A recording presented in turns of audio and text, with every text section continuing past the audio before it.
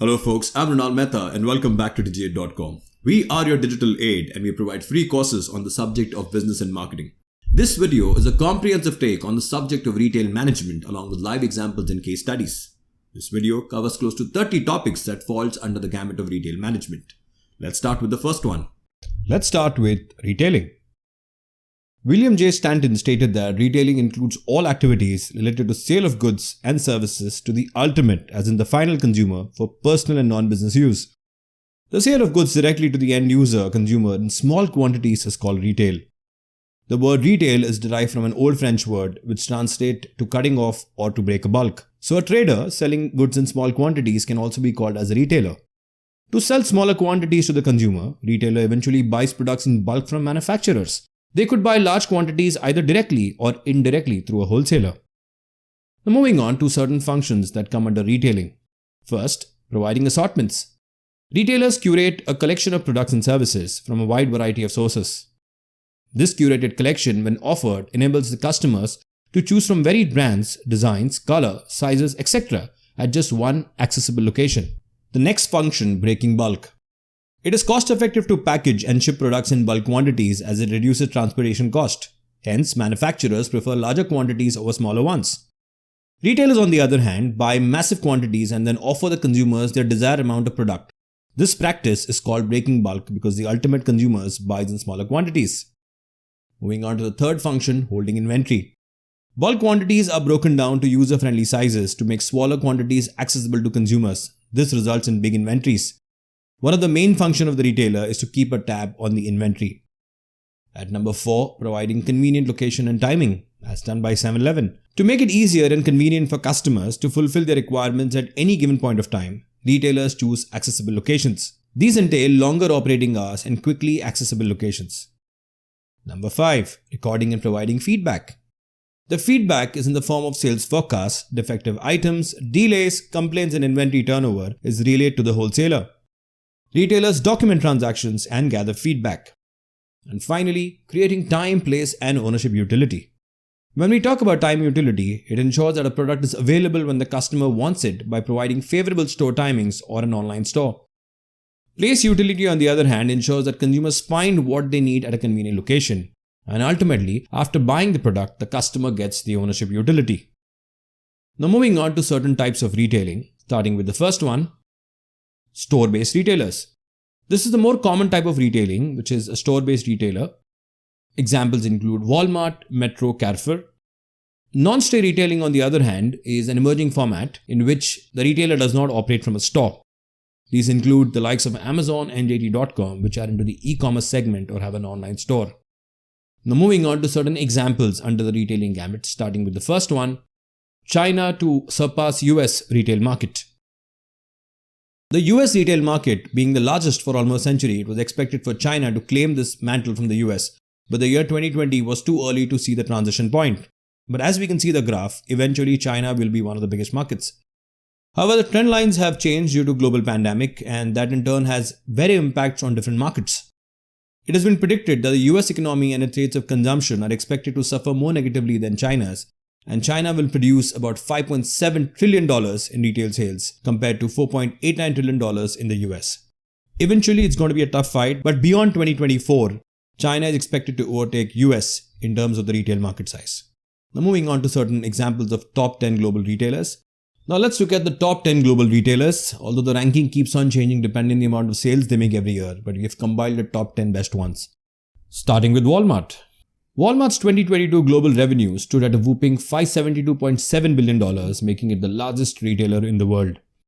Walmart, though mainly being US focused, continues to expand internationally with 23% of its revenue now coming from outside the US, 4% higher than Amazon. Number 2 is Amazon, and with $469.8 billion in revenue, Amazon is the biggest online retailer globally and breathing down the neck of Walmart. The higher market capitalization of the business comes to its 5-year growth rate of 22% compared to just 1% for Walmart. Due to its massive profitable cloud computing business, Amazon made about $10 billion in profit for the last financial year. Next is Costco. Costco proved that the big store model can definitely initiate high volume. This chain generated about $141 billion in sales from just 833 sites. The next is Schwarz from Germany. Schwarz Group from Germany is the highest non-US contender on the list. 63% of the revenue coming from outside of Germany. It saw a revenue of about $158 billion. Next is Kroger from US. Kroger managed an exceptional feat of generating $137.8 billion revenue from just 2,800 stores only in the US. Next, Walgreens Boot Alliance. With 13% of sales coming from international businesses, this largest pharmacy company in the world generated $134.9 billion in revenue. Next, Home Depot. Home Depot is the only home improvement company in the top 10. It did a sales of about $151.2 billion. Next, Aldi Germany. An exemplary of how popular the German chain has become across Europe. 70% of all these sales now occur outside of Germany. An estimated sale of $121 billion is generated in about 11,200 odd stores. Next, Carrefour from France. With the highest volume of stores, Carrefour is Europe's biggest supermarket chain with their sales coming in at about $87.8 billion. Now, Carrefour has seen some reduction in the number of stores over the last 2 years. And finally, that makes it to the list is JD.com from China. Despite Alibaba being a more famous competitor in Western countries, JD.com is twice its size, raking in about $149.3 billion in sales. What's interesting is that none of its revenue comes from outside of China. So that's it, folks. This brings an end to the topic on our first video in this course on retailing. These are a list of sources and links referred to for our content in the video. In this video, we are going to cover the topic on e-commerce channel. E-commerce implies any form of trade of goods and services done over the internet. It pertains to acquiring a product or service online with a computerized payment gateway via credit or debit card or a digital wallet service. A wide array of companies get involved in making online stores work, such as online stores connect buyers and sellers, payment gateway, digital wallet services, shipping and logistics. Moving on, let's look at the categories under e-commerce. First, business to consumer. When a business sells a product or service to a consumer online, it is called as B2C e-commerce. Examples, Amazon.com and JD.com. Next, business to business. This type of e-commerce is when a business sells any product or service to another business. This could even possibly be businesses that offer a software as a service to other companies to assist in managing their companies. Example, Alibaba.com and Amazon Web Services. Next, consumer to consumer. This type of e-commerce companies built a marketplace to bridge buyers and multiple sellers online. Example, eBay. Fourth, consumer to business. This category of e-commerce is when a consumer sells an offering to a business. Example, food bloggers selling the recipes to big restaurants. Fifth, business to government. This type is often determined as trade between companies and the government. It points to the usage of the internet for the licensing process and other government-related transaction. Example, business paying taxes. Next, government to business. This type is when the government extends an offering to the business. Example, government tenders. Next, government to consumer. The government carries the transactions directly with individual consumers. Example, passport verification. And finally, consumer to government. Here an individual transacts with the government. Example, embassy. Now looking at the models of e-commerce, starting with the pure click model.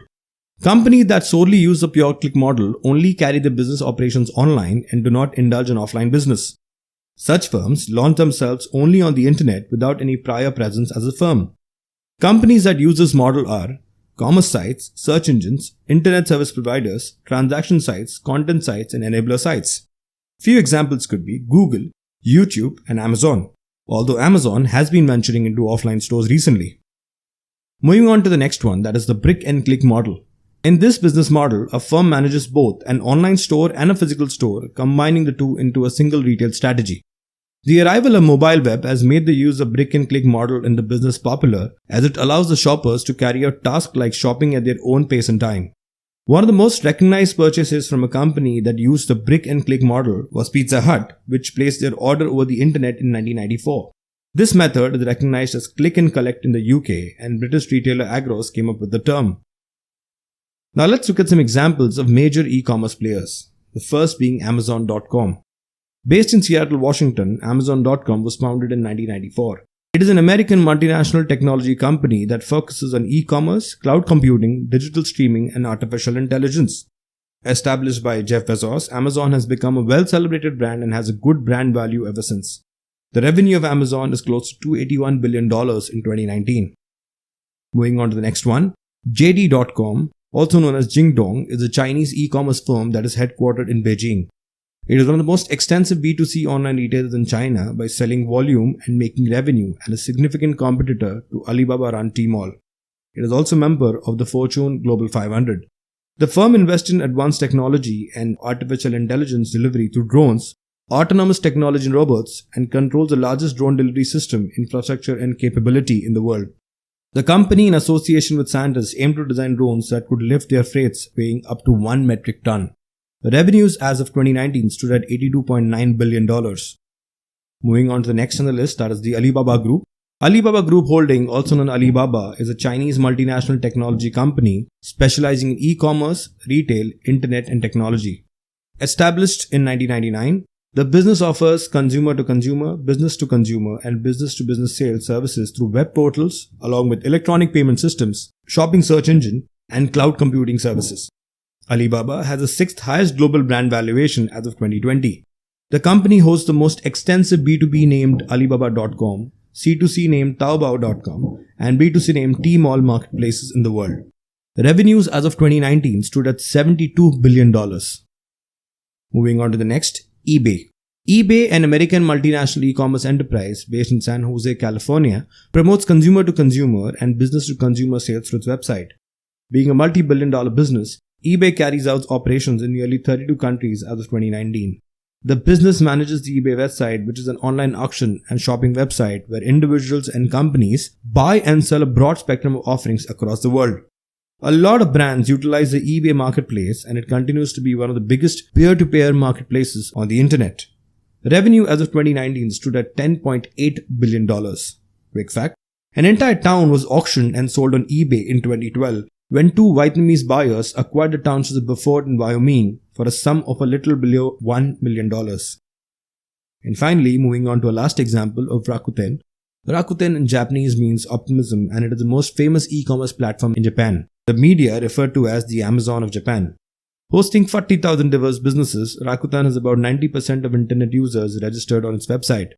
It also manages Japan's greatest online bank in addition to online shopping and credit card payments. Rakuten Group operates 70 companies and also have their logo on Spanish football club FC Barcelona's jersey. Revenues as of 2019 stood at $11.6 billion. So that's it, folks. This brings an end to the topic on e-commerce channel. These are some of the sources and links referred to for the content in the video. Let's start with M-Commerce. M-Commerce stands for mobile commerce. It is a practice of using wireless handheld gadgets like smartphones and tablets to administer business activities online, which include the likes of procurement and trade of products, online banking, and paying bills, etc. Enabling people to purchase and sell offerings from any place by just using a mobile phone or tablet device, M-Commerce is an advancement of e-commerce. Its definition will soon include wearable devices. In fact, around 150.6 million mobile users were recorded by Amazon in September 2019. Amazon's app is the most recognized and most popular shopping app in the United States. Moving on, M-Commerce transactions includes the following. There is mobile banking, information services, mobile money transfers, location-based services, electronic tickets and boarding pass, digital content purchases and delivery, contactless payments and in-app payments, and mobile marketing, coupons and loyalty cards. This gamut of M-Commerce keeps on increasing every year. These are the standard transactions that take place on a day-to-day basis on mobile apps all over the world. Now moving on to certain examples of M-Commerce, starting with the first one of the Black Friday sale in the United States. In 2019, the Black Friday sale customers spent almost $7.4 billion purchasing items online via computers, tablets and smartphones, according to analytics from Adobe. Out of the sale, $2.9 billion occurred on smartphones. M-Commerce is growing faster than online shopping overall, and with this rate of growth, the tipping point where smartphones outrun web-based purchases through computers will come soon. Moving on to eBay.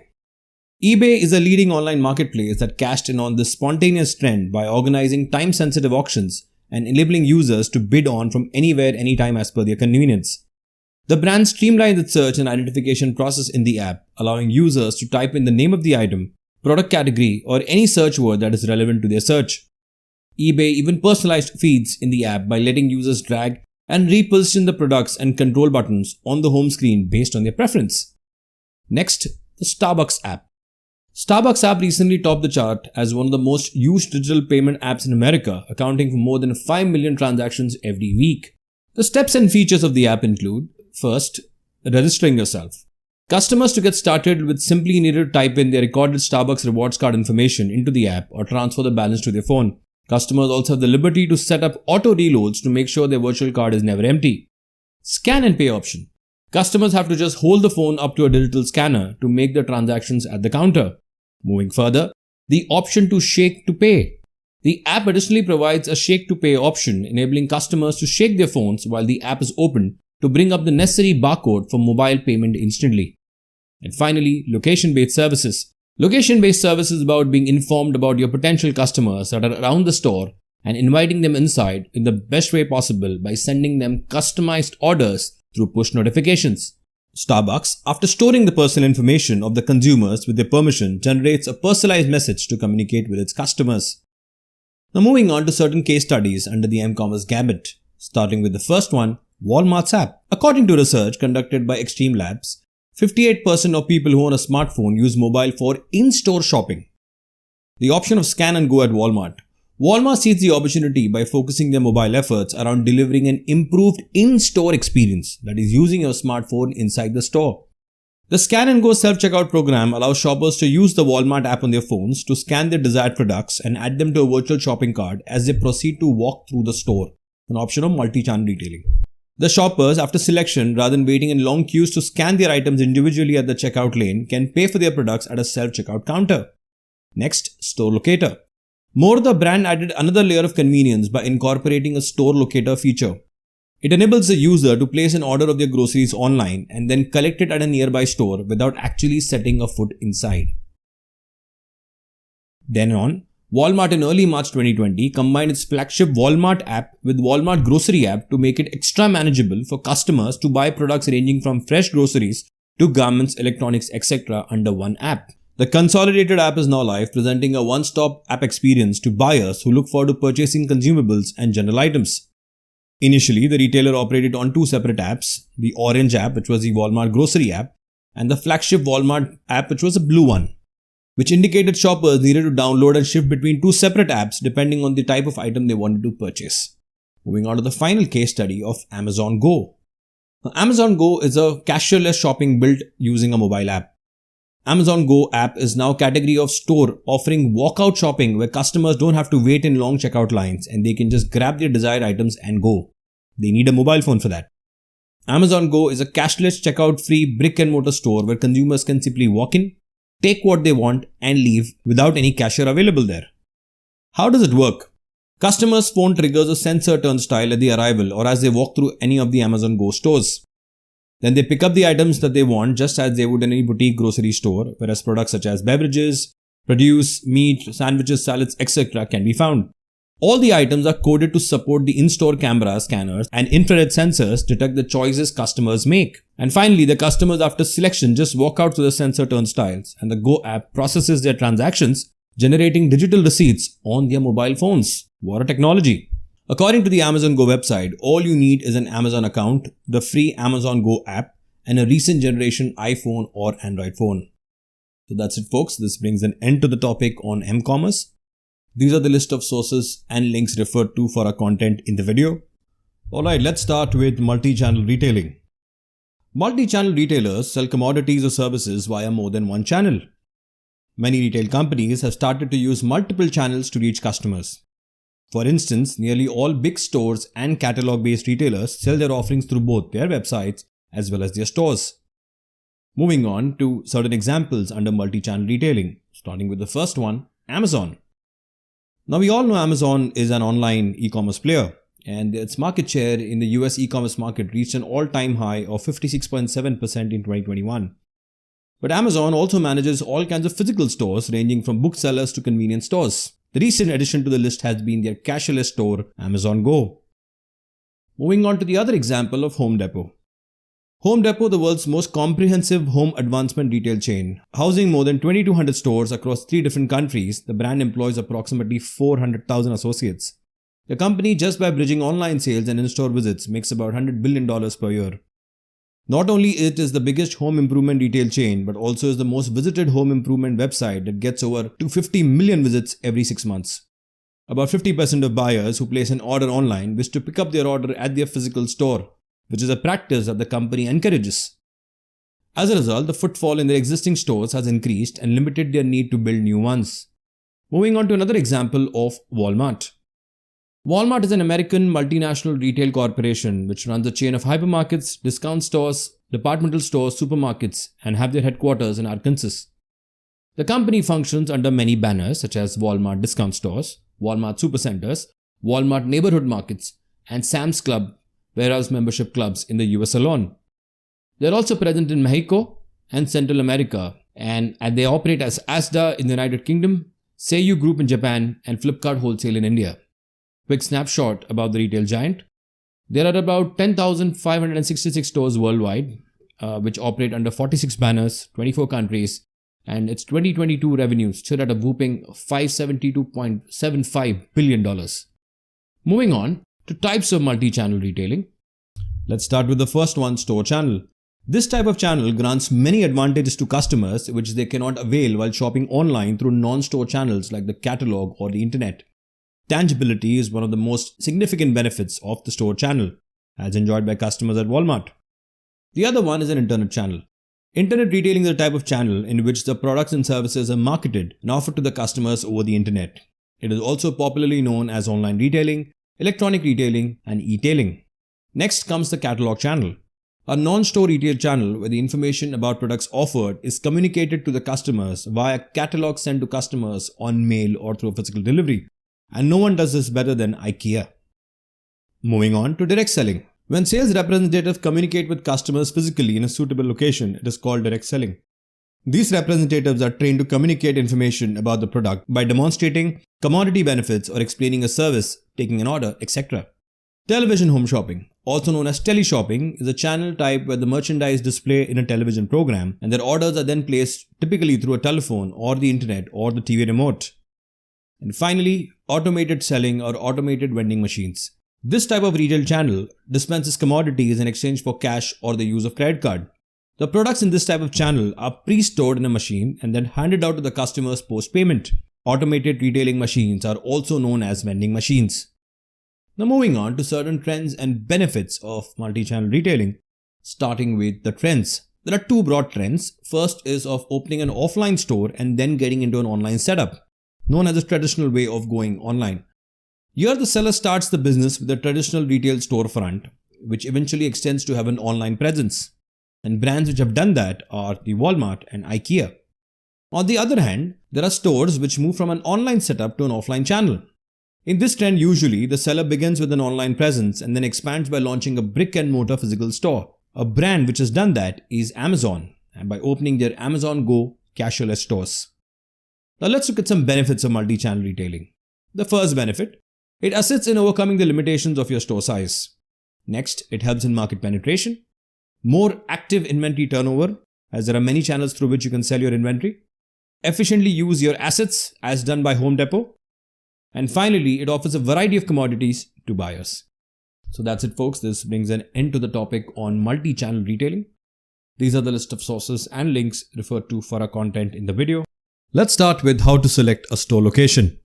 Factors or steps while selecting a location for a retail store include the following steps. First, market identification. Then comes the product mix offered. Determine the market potential. Identify alternate sites and select the site. And finally, the decision to buy or to lease. Let's start with the first one, market identification. The first step in arriving at the decision on a retail location is to identify the markets attractive to a retailer. This is important as he or she needs to understand the market well, especially in developing countries where every region has its own peculiarities and needs. And the retailer also has to deep dive into sub-regions into each country. Moving on to the next one, that is the product mix offered. The kind of product mix to be offered by the retailer also affects his or her choice of location. Example, a food and grocery retailer or a supermarket would need to locate his store near a residential area. Locating a supermarket in a pure business district may not be very advisable. Moving on to step 3, that is determining the market potential. In order to determine the market potential, the retailer needs to take into consideration various elements. These are demographic features of the population, characteristics of the household in the area, competition and compatibility, laws and regulations, and trade area analysis. Let's take a quick stab at each one of them briefly, starting with the demographic features of the population. Understanding the features of the population is important for developing any retail strategy. Data on the population of countries can be obtained from census reports. However, immediately getting an idea of the size of the population is not enough. It is essential to know the breakup of rural and urban population, as growth of urbanization is also essential for the growth of retail. Next comes characteristics of the households. The retailer needs to have a clear understanding of the average household income and distribution of this income in the area. This is very essential as the level of income largely determines the kind of retail facilities would be required. An understanding of the average age profile of the population in the area is necessary as it helps in decision making. Then comes the element of competition and compatibility. While determining the market potential, it is necessary to check the compatibility of the retail store with the other retail outlets in the area. For example, locating a high fashion boutique next to a bakery or a hardware store may not be a very good idea. While it is necessary to check the level of compatibility, it is also necessary to do an analysis of the competition in the proposed area. Then comes the laws and regulations. Before opening a retail store in a region, it is essential to have a clear understanding of the laws and regulations for opening a retail shop in that region. Various permissions needed as the hours which the store can operate for, the minimum wages to be offered to the person working, holidays, etc. Every country has its own rules and regulations regarding the number of licenses required to run a retail store. And finally, the element of trade area analysis. A trade area is a demographic area that generates the majority of the customer for the store. Knowing the boundaries of the trade area helps the retailer estimate the number of potential customers that may visit the store. This information provides insight into the people in the trade area and will eventually allow consumer demand for products and services to be calculated. A trade area has three broad areas. First is a primary trading area which covers about 50 to 80% of the store's customers and is the area closest to the store, typically between the range of a mile. The next comes a secondary trading area which contains the additional 15 to 25% of the store's customers, somewhere between 1 mile and 5 miles. And finally comes a fringe or territory trading area which covers the balance of those 5 to 10% of customers that may be beyond 5 or 10 miles. Once you've understood the market potential by looking at those 5 elements, we come to step 4, which is identifying alternate sites and selecting the site. Always there are factors which need to be taken into consideration even when you're looking at the site, first being traffic. It includes both pedestrian and vehicular traffic and is an important factor of the potential sales that can be generated from that store. Then comes the accessibility of the market. Accessibility of the market is defined in terms of availability of public transport, road local train connections to reach the market. And finally, the amenities available. Depending on the type of product to be retailed, facilities like free and ample parking become important. This is a factor which has gained in importance. And finally, the step to buy or to lease. If the store is to be leased, then terms of lease will have to be studied carefully. The length of the lease period should not be too long or too short. If the lease period is too short, the retailer will have to shift the store even before it has built up a strong base or reputation in the area, and this may adversely affect its image. On the other hand, the second consideration is of the lease rent, which would be justified for the location. Paying too high a rent may cut into the profits that retailer would make. Now let's look at some examples of store locations, starting with the first one, Zara store in India. In 2019, Zara opened a 50,000 square feet store in Fort Mumbai in India, which is the largest store in India. In a deal stated as the biggest transaction of its kind in the segment, Zara leased a 50,000 square feet store in a Smile building. Zara pays roughly 300 million rupees a year as lease rental. The deal works out to over INR 450 a square feet per month. Reportedly, this is the largest overseas space-related transaction made by a high street brand. Moving on to the largest Zara store in the world. Inditex has opened the largest and the most modern Zara in the world on a prime location in Madrid in April 2022. It is one of the largest brand stores in the world with 7,700 square meters distributed over 4 floors. Inditex is again investing so heavily in physical shops. In the past 2 years, the corona pandemic caused the group to tighten its belt and close nearly 1,000 points of sale. Gradually, the fashion giant wants to roll out the Madrid novelties to other locations, precisely to strengthen its omni-channel position, which means multi-channel retailing. Finally, an example of IKEA. IKEA uses geolocation technology to drive footfalls. IKEA stores are usually located outside of city centers because of the furniture giant's big box retail style. Geolocation technology helps IKEA entice shoppers to make the long trip to these out-of-the-way stores. With the help of Google Maps timeline, shoppers in Dubai exchanged their commute time for currency and enjoyed savings on their purchase at IKEA stores. The marketing team at IKEA in Ireland used drive time maps to create advertisements messaging tailored to consumer location. IKEA in Indonesia created mobile ads with geo and time-based targeting to inform consumers of the estimated time it would take them to travel to the IKEA store. So that's it, folks. This brings an end to the topic on how do you select a store location. These are the list of sources and links referred to for our content in the video. Retail formats are classified into two types: store-based retailing and non-store retailing. Store-based retailing is further divided into form of ownership and merchandise offered, whereas non-store-based retailing is divided further into four types.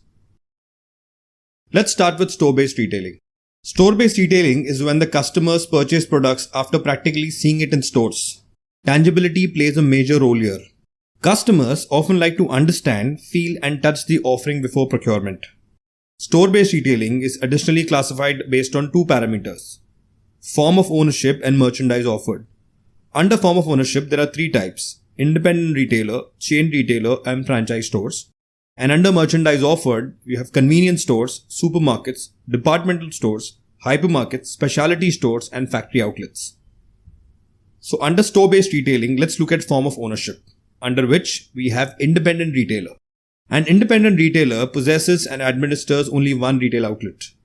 The member of a family tends to operate such stores and are passed from one generation to the other. Retailers in this category have healthy relations with their customers and have restricted bargaining power with the supplier. Some of the advantages include easy market penetration, good customer relations, and individually determining the product mix and retail strategy. Example, mom and pop stores. The next under form of ownership is chain retailer. Chain retailers are people or companies who own and manage two or more outlets where they retail the same product or brands and typically have standardized business processes and practices. They have influential bargaining power with the supplier. Example, Walmart, Metro, and Carrefour. The next under form of ownership are franchise stores. When one party grants permission to another party to use its trademark or trade name to produce and market a commodity or service according to some stipulations is called franchising. In this arrangement, the party that grants permission is called a franchisor and the other is called a franchisee. The franchisee normally gives a one-time payment including a percentage of sales income as royalty. Franchisor here is the owner of the brand, franchisee the one that pays royalty and operates the franchise. For example, McDonald's franchises and manages restaurants which offer a locally relevant menu of quality foods and beverages in 119 countries worldwide. Roughly 36,000 restaurants out of 38,695 were franchised by the end of 2019, which is about 93% of McDonald's restaurants. Now let's look at store-based retailing based on merchandise offered. The first, convenience stores. These are small stores generally found near residential areas. The Food Marketing Association defines them as small store selling mainly groceries open until late night or even 24 hours per day. The size of the convenience stores ranges from ballpark 500 square feet to 1500 square feet and targets at customers who require to make a quick purchase. Examples, 7-Eleven and stores at gas stations. Next, under merchandise offered is supermarkets. Supermarkets are huge, low-cost, low-margin and large volume stores. Having self-services processes, they are intended to meet the needs for groceries and items apart from food. Their store size ranges from 800 square feet to ballpark 5,000 square feet. 70% of the goods that are stocked are food related. Examples, Tesco, Aldi and Lidl. Next up are departmental stores. Huge stores that sell several product lines which each serving as a separate department is called a department store. The product mix is mostly non-edible items such as apparels, accessories, books, footwears, etc. They have a high service level. Sizes of such stores ranges from ballpark 5,000 square feet to 40,000 square feet. Example, Marks & Spencer. Next up under merchandise offered are hypermarkets, which are a combination of a supermarket and a departmental store. Size of such stores ranges from 40,000 square feet to ballpark 1 lakh square feet. They provide with different types of food items and non-food related products. Products here are normally at discounted prices and can also be termed as one-stop shopping. Examples, Walmart, Metro, Carrefour, Asda. Next up under merchandise offered are specialty stores. These types of stores concentrate on one particular brand or a specific category.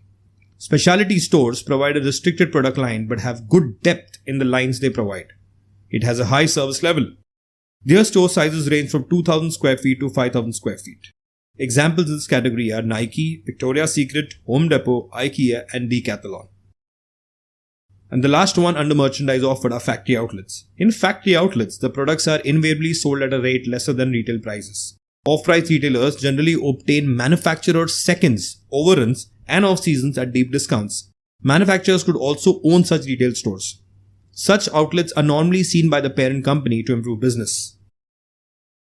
And now let's move on to non-store-based retailing. And under non-store-based retailing, as I said earlier, there are 4 types. Let's start with the first one, direct selling. In direct selling, retailers make personal contact with customers either at home or place of work. Commodities such as cosmetics, accessories, food, nutritional products, and educational materials are some of the products sold in such a format. The salespeople or consultants require training for such type of selling. Examples include Tupperware, Eureka Forbes, and Amway. Next up is television shopping. Specifications of the product are given through television. In this medium, health-related products, kitchen appliances, artificial jewelry, etc. are sold. After purchase, the products are delivered at the customer's doorstep. Examples, HSN, QVC, and ShopQ. The third model under non-store based retailing are the automated vending kiosk. Automated vending kiosks offer convenience to the customer due to its accessibility. The popular form of retailing is used to sell items like chocolates, soft drinks, tea, coffee, and cigarettes.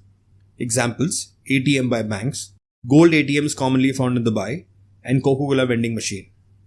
And finally, e-tailing, also known as click and mortar model.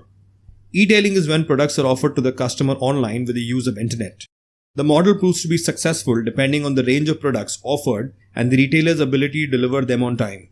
Several retailers follow this model simultaneously with brick and mortar strategy. Example, Amazon.com, JD.com, Alibaba.com. So that's it, folks. This brings an end to the topic on retail formats. These are the list of sources and links referred to for the content in the video. So now let's start with a brief introduction on private labels. When retailers and wholesalers create own brands, it is called private label. It is also called as a reseller, store, house, or distributor brand. It is a product that is manufactured by a contract or third-party manufacturer and sold under a retailer's brand name. Private label brands enable retailers to manage everything right from pricing and packaging to marketing and display, all while stimulating brand recognition amongst consumers. Example, world's largest private label brand, Great Value, is owned by Walmart. Did you know Americans in 2018 spent over $146 billion on private label products, with the average household spending nearly $1,200 annually according to Numerator? Roughly half of Sainsbury's and Tesco in Britain sell in-store label goods. Germany and Spain also have a high percentage of private label sales. Now let's look at the brief history of private labels. Before the upsurge of online marketplaces, retailers traditionally stocked their shelves by making deals with manufacturing giants like Procter & Gamble or Nestle. Those large consumer good conglomerates pushed out smaller brands, demanded premium shelf space and business for other benefits as part of their deals with big retailers like Walmart. Subsequently, Walmart took the opportunity to use the data it collected in its stores to build its private label brands. Advantages of private labels. First, high profit margins. Retailers generally can earn a large profit margin as there are no middlemen in private labels. Additionally, retailers have the authority over pricing of such products. The range of margins in private labels can be from 20% to 50% of the selling price. The next advantage, control. Private label allows retailers to control product determinants such as pricing, size, package design, production, and distribution. Retailers have the liberty to develop and execute innovative ideas to increase the market share above national brands. Third, competitive advantage. Product mix proposed by various retailers is usually quite similar. In such cases, private labels manage to be a unique offering. The retailer has a competitive advantage by extending unique private labels. The fourth advantage, creating customer loyalty. Private labels to some extent help in intensifying customer loyalty. Well-placed and desirable private labels along with exclusive brands have the tendency to develop the retailer's image and draw attention to the store. The fifth advantage, creation of new categories. Private labels can act as category fillers to cater to buyers across different price points. And finally, quick offerings. Another reason retailers prefer to offer private labels is to fill the gap in the product offerings. This gap may be due to the non-availability of any specific product or category. Now let's look at the challenges faced by private label retailers. First, they face competition from well-positioned international brands. Second, lack of retail rack space for holding other brands on board. Third, increased dependability due to outsourcing contract manufacturing. And fourth, as private labels are sought at a relatively lower price, they tend to be perceived as being of low quality. Now let's look at some examples, starting with Trader Joe. Grocery chain stores Trader Joe has demonstrated the power of private labels since its commencement. The firm has over 503 stores all over the nation across 42 states and in Washington, D.C. by November 2019. More than 80% of the products at Trader Joe's are private label brands, sometimes having their private labels named in accordance with the ethnicity of the food in question. Trader Joe markets its product in a unique way that makes it easy for consumers to identify. Let's see how. For example, under private labels, they offer Mexican food, flour and bagels, Italian food, Japanese food, Asian food, beer, and French food and soaps. Moving on, the next example is of Walmart. Walmart offers private brands just like numerous big retailers and grocery chain stores. These store brands of Walmart are nothing but lower priced alternatives to name brand products. Key facts. Sam's Choice and Great Value are Walmart's leading private labels. 18 private label brands of Walmart do more than $1 billion in sales annually. The largest private label brand, Great Value, does more than $27 billion globally. Did you know 84% of Walmart customers purchase private label products? That means 4 out of 5 shoppers regularly bypass big name brands to buy items with Walmart's own stamp of ownership on them. Now let's look at Sam's Choice. A retail brand in food and selected hard goods was introduced initially as Sam's American Choice in 1991. Sam's Choice is named after Sam Walton, founder of Walmart. It makes the premium tier of Walmart's two-tiered core corporate grocery branding strategy. Sam's Choice is recognized as a premium retail brand and sells products at a price surprisingly low compared with other standard national brands. It generally either extends its competitive products in a current product category or items in category where the market leader is an icon. For example, Coca-Cola in the soft drink category. The next private label of Walmart, Great Value. Walmart's Great Value, as stated earlier, earns more than $27 billion annually. Products offered by the brand Great Value are usually claimed to be equally good as national brand offerings, however, are generally retailed at a cheaper price because of lesser marketing and advertising expense. As a house or store brand, the Great Value line doesn't compromise of offerings provided by Walmart. Instead, it is a labeling system for items produced and packaged by several small agricultural and food businesses. For its own growth, Walmart is also looking at private labels. According to Jack Peslow, Senior Vice President of Food and Consumables for Walmart's US operations, the company has decided to get really serious about private brands. Walmart also charged up its team that works on private labels, going from a very small base to more than 100 people. The majority of team is solely responsible for going out and finding awesome products, finding suppliers who can make those awesome products for us, make sure we are driving out cost inefficiencies out of the supply chain while still creating a quality product and consistent experience for customers. Such as Walmart is refreshing its private brand with trendy premium products such as the Unicorn Sparkle Ice Cream. The other example, Walmart also launched a private label skincare line in 2019. Walmart elevated its beauty game with private label skincare line named as Earth to Skin, which was introduced in August 2019 and provided a luxury experience for under $10. Now let's look at the other example of Target. Target at this date as a brand has over 40 private labels and has been uniquely leveraging them compared to its competitors. In the early 2019, the company launched its new grocery line, Good and Gather, which aimed to provide more affordable healthy food items. The firm claimed that the launch had so far been very successful and now there are over 650 items available under this private brand.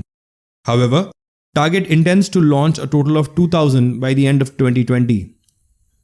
The final example on Amazon. The brand Amazon worked on over 100 private label brands between 2009 to 2018. Let's look at the famous private labels of Amazon. Amazon Basics, the company's most well-placed and profitable brand, dominated growth with 39% of Amazon private labels consumer packaged goods sales. Additionally, Presto and Solimo established themselves as key players, driving 47% of the Amazon private label consumer packaged goods growth. So that's it, folks. This brings an end to the topic on private labels. These are the list of sources and links referred to for the content in the video. So now let's start with a brief introduction on retail operations. Let's start with the scope of retail management. The scope of retail management entails, first, buying and merchandising, second, store operations, third, human resource, fourth, marketing, 5th, finance. 6th, visual merchandising. 7th, supply chain management and logistics. And finally, the aspect of sales. Let's look at each one of them quickly, starting with buying and merchandising. Key tasks in this area include selection of vendors, costing of merchandise procured, allocation of merchandise to the stores, developing distribution plans, and calculating gross margins. It may require extensive traveling to locate vendors for merchandise for retail stores. Next, store operations. Store professionals in the store operations area oversee overall store operations and profits. Responsibility in operations may vary from being responsibilities for a department, floor, and the entire store or for a group of stores. Successful store managers have the ability to lead and motivate employees as well as take care of all discipline necessary to run a successful business. Next in line, human resource. Human resource in retail includes recruiting and hiring employees at various levels within the organization. If the employees whose duty is to convince the shopper and make them buy are not trained and motivated, results will not be up to the mark. Next, the element of marketing. In retail marketing, functions may include different departments like advertising, sales promotion, public relation, etc. These entail a good mix of push and pull strategy to convert visitors into customers inside the store. Next, finance. Retailers also have to take care of all accounting and treasury functions like accounting for income, paying expenses, maintaining financial records, cash flow control, banking, credit policies, etc. Auditing of stores for merchandise and money is another responsibility of this department. Next, the element of visual merchandising. Visual merchandising is largely associated with creating the overall look of the store. Retailers are responsible for building and placement of design elements, enhance business image, and differentiate themselves from the competitors. Next, supply chain management and logistics. Depending upon the size of the organization, a retailer has to perform functions of supply chain management. Further, analyzing and negotiating contracts with suppliers, manufacturers and distributors, capacity and production planning, resources, allocation, etc. also fall into the gamut of supply chain management and logistics. And finally, sales. Selling goods to the consumer at the right time, the right place, and in the right quantity to the customer is one of the major functions of retail management. Sales ultimately determine the long-term viability of a retail store, especially for stores such as a supermarket where the margins are razor sharp. Moving on to the 5S of retail operations. The model is a combination of 5 key elements, of which 3 elements such as space, stock and staff is controllable, and the other 2 elements are systems and standard. Let's look at each one of them briefly, starting with systems. They refer not only to information technology but also to the processes and the procedures that the retailer has in place for ensuring the smooth functioning of the retail store. Next, standards refer to the set of guidelines or the standards set by the retailer in terms of service within the environment of the store. Next, stock. It is a reality that a customer does come to a retail store to buy merchandise and the ultimate aim of the retailer is to sell the products. Too much of capital tied up in inventory can lead to problems in terms of cash flow. Next, space. Once the stock has reached the store, it needs to be displayed accurately in order to enable the customer to make a purchase. In this model, the element of space does not refer only to the selling space but also to the non-selling space, as in the space where the customers can move around. And finally, staff. It is essential for customer contact. Ultimately, the employee of a retail store is like a walking billboard for the store. Moving on to retail store and the introduction. A retail store is a place where customers take decisions on the purchase of products offered by the retailer. It is a point of contact between the customer and the retailer. It influences the perception that customers form in their minds about the store, the products, services, and the staff. From the management's point of view, operations of the store are a major element of the cost. And finally, now let's look at the responsibilities of a store manager. All employees working in the store report to the store manager. A store manager reports to a district or probably a general manager. Key responsibilities of a store manager include: first, management of employees. A store manager is a person ultimately responsible for the day-to-day operations or management of a retail store. The store manager has to manage store employees working at various levels such as sales, store staff, cleaning staff, and clerical staff. Next, maintaining the sales environment. When a customer walks in, he or she should be motivated to shop, which ultimately entails an inviting sales environment. It involves the implementation of store layout plans, displaying merchandise, replenishment of stock, visual merchandising tasks, and maintaining the sales record effectively. Next, cost minimization. It involves controlling the expenses that are essential to run a store. By way of applying cost-effective policies, expenses can be reduced, resulting in increased profitability. It is possible by elimination of waste, errors, and accidents. This task of minimizing cost becomes necessary when store is running on low price policy, such as a supermarket. Next, recruitment, training and development. The store manager has to handle the job of recruiting the right employee for the right job, then train and adjust them according to the store's policies and working environment. Next, budgeting and forecasting. The store manager is more suitable for predicting the store's future performance, calculating future expenses, and accordingly setting budgets. Explaining the set targets and the funds available to departmental heads and collecting the performance at regular intervals also falls under the gamut of budgeting and forecasting. Next, implementing marketing plans. This involves implementation of marketing policies devised in order to pursue store's strategic marketing objectives. For example, to allocate space for sales promotion activities, inspecting effectiveness of sales distribution programs, etc. Next, team leadership. The store manager also has a task of motivating his or her employees, further reducing any resistance to change in working methods that may be required when new strategic directions are set. And finally, the aspect of holding inventory. To ensure regular availability of products, the retail store manager should maintain appropriate level of inventory all the time in the store. In addition to maintaining appropriate inventory level, he or she should make sure that the payment has been made to the suppliers. So that's it, folks. This brings an end to the topic on retail operations. These are the list of sources and links referred to for the content in the video. So now let's start with a brief introduction of retail strategy. Retail strategy is a clear and definite plan outlined by the retailer to tap the market. It is the basic plan to build a long-term relationship with the customers. It is fundamental to the existence of retail organization. It helps define the organization, the purpose, and how the retailer will face various challenges in the environment and marketplace. Moving on to the steps in developing a retail strategy. There are 7 broad steps, which are: first, to establish a mission; second, analyze the situation; third, identify options; fourth, set objectives; fifth, obtain and allocate resources; next, develop an implementation plan; and finally, monitor progress and control. Now let's take a quick stab at each one of them, starting with establish mission. The mission statement is a statement of the long-term purpose of the organization. It decides what the retailer wishes to accomplish in the markets in which it chooses to compete. A retailer's mission statement normally highlights the following elements, such as products and services that will be offered and the customers who will be served.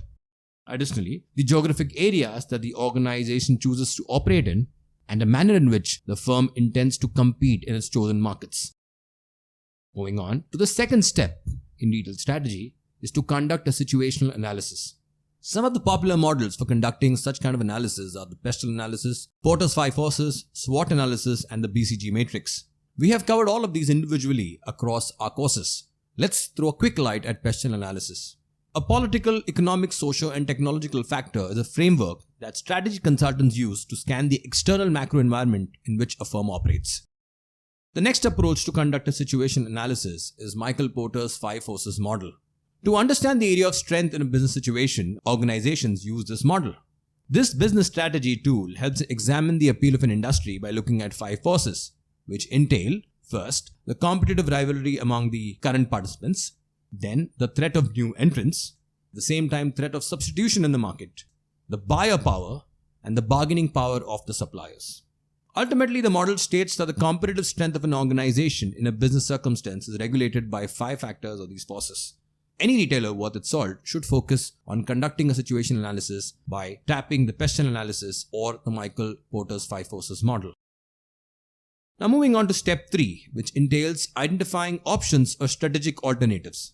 Igor Ensor presented a matrix which looked at growth opportunities by focusing on the firm's present and potential products in the existing and new markets. This matrix is popularly known as the Ansor's matrix. These 4 growth strategies were identified by Ensor using a 2x2 matrix and was made up of new or existing products on one axis and new and existing markets on the other. The 4 strategies or alternatives that come out of this model are market penetration, product development, market development, and ultimately diversification. This tool for strategic planning is most commonly used. Moving on to step 4, which entails setting objectives. The objectives of any retailer are the translation of the mission statement into operational terms. They indicate that the results to be achieved. Some of the objectives may be related to are: first, sales volume targets; next, market share targets; retail expansion targets; profitability to be achieved; And finally, liquidity and returns on investment. Moving on to step 5, which entails obtaining and allocating the resources. The resources that the retailer needs are human as well as financial. Financial resources take care of the monetary aspects of the business, like shop rent, salaries, and payments for merchandise.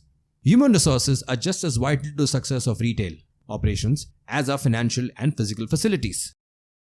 Moving on to step 6, develop the strategic plan. At this stage, the retailer determines a strategy by which he or she will achieve the objective set forth. The target market is defined and the retail mix that will serve the audience is finalized. Often, the retailer begins by looking at the entire market in terms of both the size and consumer segment to which it might appeal. From these segments, the retailer identifies a small number of segments that look promising. These are the possible targets. The retailer then zeroes in on these possible targets and applies a set of screening criteria to help select the final targets. And finally, step 7, which entails implementing the strategy, evaluating it, and controlling it. The key of the success of any strategy lies in its implementations. Once a strategy is implemented, managers need feedback on the performance of the new strategy. The effectiveness of the strategy of the firm must be evaluated periodically. Management can also decide what changes, if any, should be made in the future to ensure that actual performance is as per the expected performance. Now, let's look at an example of retail strategy from the perspective of global apparel retailer Zara. Well, Zara has several strategies built in, which makes it the sought-after retailer in the world. The first one being quick turnaround time, which is production to stores. The secret to Zara's success can be largely attributed to its ability to keep up with rapidly changing fashion trends and its swift ability to release its collection with very little delay. In fact, Zara brings a new style to market in as little as 4 to 5 weeks. To put things in perspective, Zara produces over 450 million items and launches around 12,000 new designs annually. The next strategy is leveraging their customer feedback. Zara's designers incorporate feedback from several stores, analyze what customers are searching for on their website, and pay attention to customer requests. In fact, Zara trains and empowers its store employees and managers to be particularly sensitive to customer needs and wants.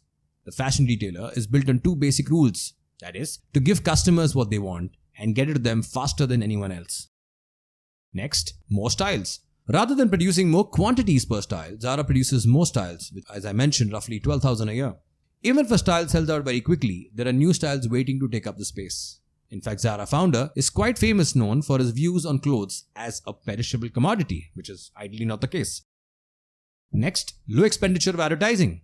Zara spends an estimated 0.3% of sales on advertising globally, which is in stark contrast to the industry average of 3.6%. Zara instead relies on stores to create awareness for its brand.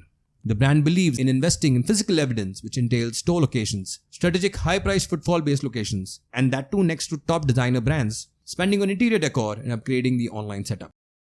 Zara's multi-channel approach. During the pandemic, Zara's digital sales were up 77% and represented a third of all sales. Inditex, Zara's parent company, announced it is investing about 2.7 billion euros to further integrate its online and offline operations, out of which 1 billion euros will be allocated to enhancing online operations, while 1.7 billion euros will be allocated to its store network to make it more integrated with its online business. And ultimately, leveraging artificial intelligence and the RFID technology. Zara's parent company Inditex has invested in RFID technology and artificial intelligence to track the location of its merchandise. The company uses AI in a number of ways, including employing AI robots to fetch requested orders for customers using its buy online, pick up in store, or click and collect options.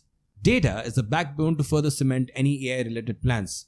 Thus, Zara controls everything from design to display to shipping, allowing it to gather valuable data at every stage. So that's it, folks. This brings an end to the topic on retail strategy. These are the list of sources and links referred to for the content in the video. So now let's start with a brief introduction on retail pricing. Price is an integral element of the retail marketing mix. It is a source of revenue for the retailer. The price of the merchandise also projects the image of the retail store to the consumer. Moving on to considerations in setting retail pricing. Let's start with the first one, that is the customer price sensitivity. Generally, as the price of a product increases, the sales of the product will decrease because fewer and fewer customers will feel that the product is of a good value. The price sensitivity of customers determines how many units will be sold at different price levels. If the customers in the target market are not very price sensitive, sales will not decrease significantly if the prices are increased. However, if the customers are very price sensitive, then sales will decrease significantly when price increases. Moving on to the next one, competition. Competition for the product and the competitor's price for a similar product in the market also needs to be taken into consideration. In case if a product is unique and does not have any competition, it can command a premium price. On the other hand, in case if there are similar products in the market, then the retailer will have to charge a lower price. Next, legal and ethical pricing issues. Let's look at the first one, price discrimination. It occurs when retailers charge different prices for identical products or services sold to different customers. Next, the issue of predatory pricing. It arises when a dominant retailer sets prices below its cost to drive competition out of business. Eventually, the predator hopes to raise prices when the competition is eliminated. And finally, horizontal price fixing. It involves agreements between retailers that are in direct competition with each other to set the same prices. This practice clearly reduces competition and is illegal when these retailers band together and start charging higher prices. Now moving on to the retail pricing strategies. Let's look at the first one, high-low pricing. Retailers using a high-low pricing strategy frequently offer weekly discount for merchandise through sales promotions. Some retailers augment low prices and advertising with special in-store activities such as product demonstrations, giveaways, and celebrity appearances. Ultimately, all these lead to, first, increase in profits. High-low pricing allows retailers to charge higher prices to customers who are not price sensitive and will pay the high price, and to charge low prices to price sensitive customers who will wait for the low sale price. Next, creates excitement.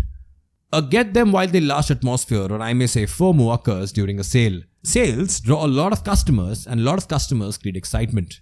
And finally, it ultimately sells merchandise. Sales allows retailers to get rid of slow selling merchandise, which could be a pain at the end of the season. Moving on to the next one, everyday low pricing. Now this is a strategy adopted by large retailers, I may say Walmart, who continuously price their products lower than other retailers in the area. The objective is to assure buyers that they need not wait for a sale or promotion to achieve attractive prices across the range of products they want to buy.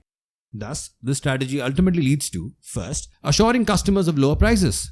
Many customers are skeptical about initial retail prices. They have become conditioned to buying only on sale, the main characteristics of a high-low pricing strategy. Next, reduces advertising expenses. The stable prices caused by the EDLP limit the need for the weekly sale advertising used in the high-low pricing strategy. In addition, everyday low prices retailers do not have to incur the labor cost of changing price tags and signs and putting up sale signs. And finally, reduces stockouts.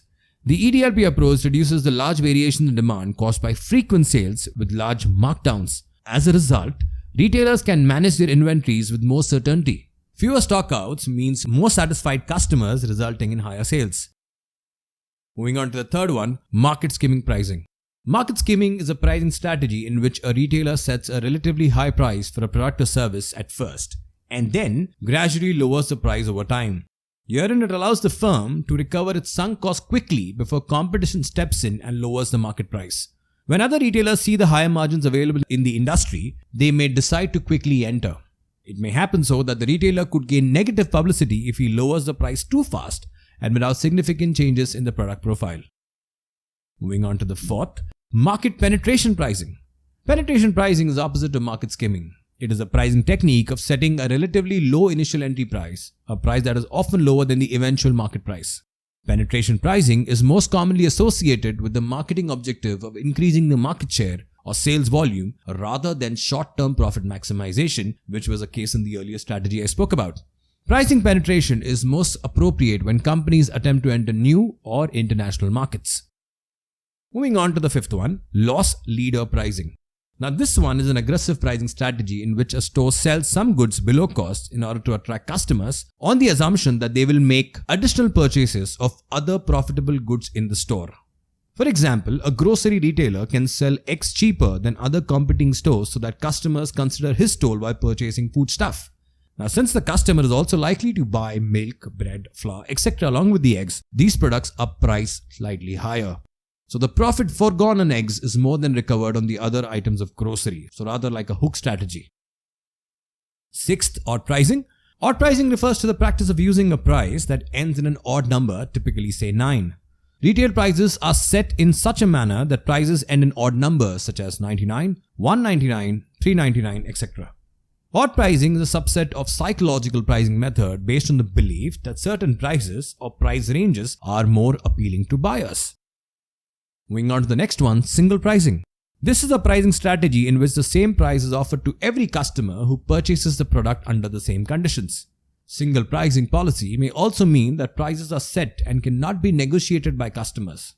Ultimately, it becomes easier for the retailer to maintain the same pricing, which takes off the headache of changing labels every time. We need to understand here that electronic shelf labels are still in a very nascent stage. Only large retailers around the world can afford to have the technology of electronic shelf labels where you get to change the pricing of products on the shelf with a click of a button. Still, many retailers around the world opt for manual changing of labels and stickers on the shelves. This aspect is well covered in the video on IT in retailing in this particular subject. Moving on to the next one, anchor pricing. A product is truly never cheap or expensive, it's all relative. People love to compare when valuing products, and having an anchor price allows them to do that. Anchoring refers to the tendency to rely too heavily on the first piece of information offered, that is the anchor, when making decisions. During decision making, anchoring occurs when individuals use an initial piece of information to make subsequent judgments. Moving on to the next one, decoy pricing. The decoy effect says that customers change their preferences between two options when presented with a third option, which is the decoy option. For instance, if a newspaper offers 3 subscription options to customers. Option 1, only online access for $60. Next, option 2, print access for $120. And third, online plus print for $125. Some customers in this case will go for option 1, that is $60, and a majority would go for option 3, which is $125, which offers online and print, thus completely ignoring the option 2. Moving on to the next one, markdowns. Markdown pricing is reduction on retail price for slow-moving products to make them attractive. Therefore, markdown is equal to normal selling price minus reduced selling price. This ultimately helps to maintain clean stock and get rid of out-of-date merchandise, generate promotional sales, and create open-to-buy for fresh merchandise flow. Next, coupons. Coupons are documents that entitle the holder to reduce price of the actual purchase price. These are issued in newspapers, on products on the shelf, at the cash register, and through emails. Ultimately, they induce customers to try products for the first time and convert first-time users into regular users. Next, price bundling. Products are bundled together and sold as one unit. Products put together as a package deal and charge one price. The ultimate objective here would be to stimulate purchases using attractive package deals. One company that has nailed this kind of pricing is McDonald's along with their Happy Meal. And finally, multi-unit pricing. For example, a soap bar may be priced at $3, while a banded pack of 3 may be sold for $7. Also termed psychological pricing, as a customer believes that he is getting a better bargain for buying more units. Ultimately, again helps in moving products that are slow moving. Now we move on to certain examples of retail pricing, and to begin with, the first one is Walmart's EDLP strategy. Walmart's success lies in its pricing strategy, which stems from the EDLP strategy, which means everyday low prices. The company has been using this strategy right since the beginning and has not changed the strategy. The first and most significant benefit of the EDLP strategy is high demand. If your prices are lower than the competitors, customers will automatically flock to your stores, leading to competitive advantage. However, it also requires Walmart to control cost across its business operations. And that's wherein the EDLC, or Everyday Low Cost formula, has helped Walmart control cost and pass on the benefits to its customers. Next, Gymshark's FOMO strategy. Gymshark's prices sit at the middle lower end of the fitness wear market. A pair of women's leggings are priced around £35, a reasonable price to pay for good quality and a well-established brand. Gymshark is not a retailer that prioritizes sales or deals, instead focuses on consistently affordable prices compared to other brands. However, Gymshark strategically takes a less is more approach to promotions. Gymshark has only 2 sales per year, that is during the brand's birthday and Black Friday. And ultimately, Gymshark makes a point to push their sales weeks in advance to hype up their fans, demanding a sense of FOMO to drive interest immediately. And finally, Amazon's dynamic pricing strategy. Amazon changes prices of its product about every 10 minutes. Amazon changes product prices 2.5 million times a day, which ultimately means that an average product price will roughly change every 10 minutes. The key to this approach here is data. Amazon has tons of data. Amazon has 1.5 billion items listed for sale and has more than 200 million users. Thus, Amazon has roughly more than 1 billion gigabytes of data on their items and users. With all this data, Amazon analyzes competitors' prices, customer shopping behavior, profit margins, inventory, and other factors. Amazon also raises prices on uncommon products, and then the most common products will appear cheaper, and people will start to assume that they have the best prices overall. The idea is that most people will just search for the most common products, so they'll start to think that Amazon has the best prices overall. And ultimately, they'll attract customers on Amazon and get them to pay more for less common things they will buy down the road. So that's it, folks. This brings an end to the topic on retail pricing. These are the list of sources and links referred to for the content in the video. So now let's start the brief introduction on Retail Shopper. Retail shopper is the one who visits the retail store or even a website in search of merchandise.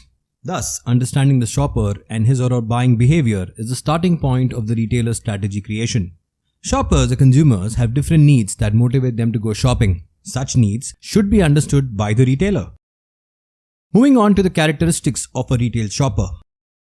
Starting with the first one, time killers. Such kind of shoppers move around the store at speed, cover a lot of the store in short amount of time. Next, focused fulfillers. They move quickly through a store until they get to a specific product. Third, product groupies. They walk into the store for a specific department or category in the target area of the store. Next, general browsers. They cover large areas of the store, move slower than time killers, likely to interact with product but not in a focused way. Next, pleasure seeker. They spend a lot of time in the store while slowly move through departments that interest them. Will touch a lot of items, easily influenced by staff interaction. The apathetic buyer. They represent about 5% of the total. Not looking to buy anything, no matter how good it is. Usually negative and often depressed or uninterested. Next, the self-actualizing buyer. They represent about 5% of the market. Knows exactly what he or she wants, including the features and benefits required, and exactly what price he or she is willing to pay for it. They are positive and pleasant and a pleasure to deal with. In dealing with them, always tell them exactly what they say what they want. Next, the analytical buyer. Such buyers are quite concerned about accuracy and detail. Primary motivator is accuracy. The seller should slow down and be exact and avoid generalization. And finally, the driver buyer. Most task-oriented than any other kind. Direct, impatience, and wants to get straight to the point. Business-like and practical. Greatest concern is getting results. Doesn't like small talk and has no interest in developing a warm relationship with a salesperson. Busy and preoccupied. Now moving on to the changing profile of retail shoppers. First, they are socially connected. Today, retail shopper consumer is no more living in isolation. He or she has mass presence on social media as an increasingly networked. From the marketer's viewpoint, this may act as a signal to concentrate more on promoting their offerings on social media. Social media also lead to effective word-of-mouth publicity. Next, style conscious. A large population worldwide is becoming style conscious. The younger population exposed to global media and is connected through social networking looks for style. For impulse buying products to the high involvement products like cars and smartphone, the purchases are largely influenced by style. Thus, the marketer therefore needs to blend utility with style. Third, low brand loyalty. The retail shopper is exposed to a large number of brands offering similar products. The competition among brands brings greater discounts and better sales promotion offers for him. As a result, he or she is full of choices and this leads to lower brand loyalty. Since the products are often similar, the retail shopper may go for the best deal no matter which brand offers it. Hence, marketers must keep innovating to differentiate from their competitors. Next, informed purchases. Shoppers no longer depend on whatever information the marketers provide them about the product. They like to explore all possible information sources in order to review, compare, and contrast every product alternative available to them before making purchases. The marketers therefore need to be transparent in their offerings, and they should provide as much product details as possible on various platforms. Next, spends on leisure. The reduction in family sizes accompanied by an increase in family income leaves consumers with better incomes at their disposal. They have started spending lavishly on traveling, holidays, foods, and hotels.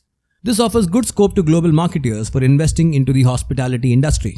Other industries that stand to benefit from this trend are entertainment industry and organized retail industry. Next, shortage of time. Though retail shoppers have improved incomes, they are short of time due to increased work hours. The consumers are more conscious about getting value for their time rather than value for money. The marketers therefore need to offer them speedy delivery with greater convenience. Any loopholes in the supply chain leading to delayed deliveries or stockouts may prove disastrous. Brand promotion needs to be more visual while the deliveries need to be made at home for the busier shoppers.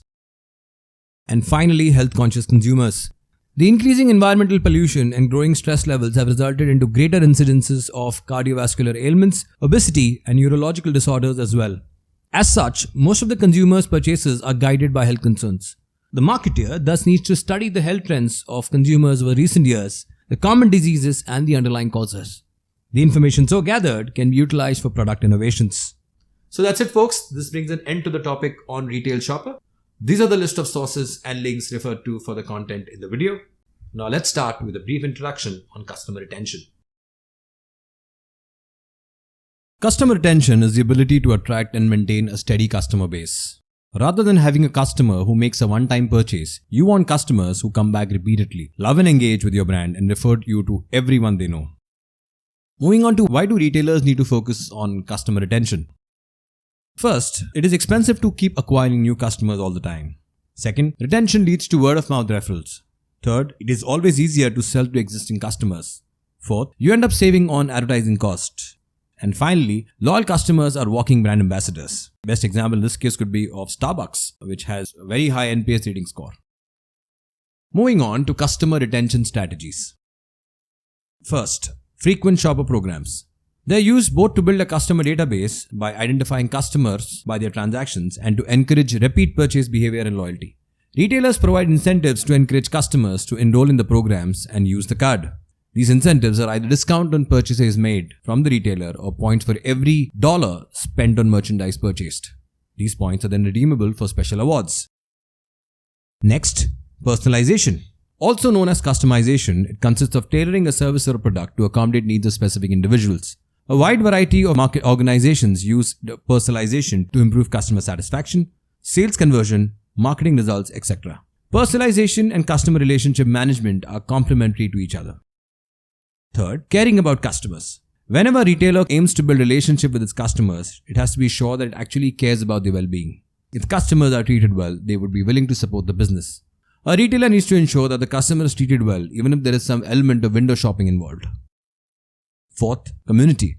Another approach for building customers' retention and loyalty is to develop a sense of community among customers. The internet channel offers the customer an opportunity to exchange information using bulletin boards and develop more personal relationships with each other and the retailers. By participating in such a community, customers are more reluctant to leave the family of other people by patronizing the retailer. Fifth, stand up for causes. Customers increasingly do business with stores that share their values. For example, if you want to be environmentally friendly, you can donate proceeds to non-profits that clean up the environment, and you can also use eco-friendly packaging and actively reduce your company's carbon footprint. If you want to help fight hunger, you can donate a portion of your profits to your organizations that distribute food to those in need. Number 6. Offer services and not just products. Some retailers have caught on the trend and have begun to offer several services: subscription, rental, and stylist services for clothing, shoes, and accessories. With extremely busy lives, many people value shopping services that offer personal stylist services and a regular uphaul of their closet. Number 7. Consistent experience across all their multi-channel platforms. Customers research products online before making a purchase offline or vice versa. And if they find conflicting business information, product catalogs, or prices, chances are they are not coming back to you. So focus on providing a consistent experience across marketing and sales channel, including your retail outlet. And finally, surprise your customers. Everyone loves surprises, so why not delight your customers every now and then? For your retail outlet, such surprises will create a buzz among shoppers. A free manicure or pedicure, freebies, a lucky draw during the holiday season, a giveaway contest, or even a simple thank you for shopping with us note will make the retail experience a memorable one. Now, let's take a quick stab at famous retailers and their customer retention strategies. First, Starbucks. In the world of customer loyalty programs, Starbucks has consistently been credited with having one of the best reward programs and a very loyal following. As of October 2021, the program had nearly 25 million members, and Starbucks Rewards now represents 53% of their spend in their stores. The program awards customers with stars. As they earn stars, customers receive free coffee and products. In addition to celebrating their birthday with a free treat, there are also bonus rewards like double star days and access to exclusive games and offers. Let's take a deeper stab at Starbucks strategies. First, behavioral segmentation. When customers receive communication that matches their shopping habits, preferences, and behaviors for brands, they are more likely to engage because there's relevance. They feel as though the brand gets them. So in case of Starbucks, they know if a buyer uses mobile ordering, their standard order, the amount of their average order, how frequently they are visiting, and why they are visiting. Next, the element of gamification. Consumers move up through personalized steps on the customer loyalty journey, earning stars while working towards winning a reward. These steps include downloading the mobile app, purchasing a muffin with your regular latte, or placing your order ahead of time with mobile pickup features. And finally, the element of personalized offers. Personalized offers are the driving force to increasing revenue in loyalty programs. When presented with an offer, a consumer can be triggered by a spark of emotion that motivates them. Next example of McDonald's. McDonald's Rewards is already one of the industry's biggest programs as the company takes steps to know more about its customers. The company said that the program has 21 million total members, 15 million of whom are considered active. According to CEO, this program is an Insta favorite that is already generating result.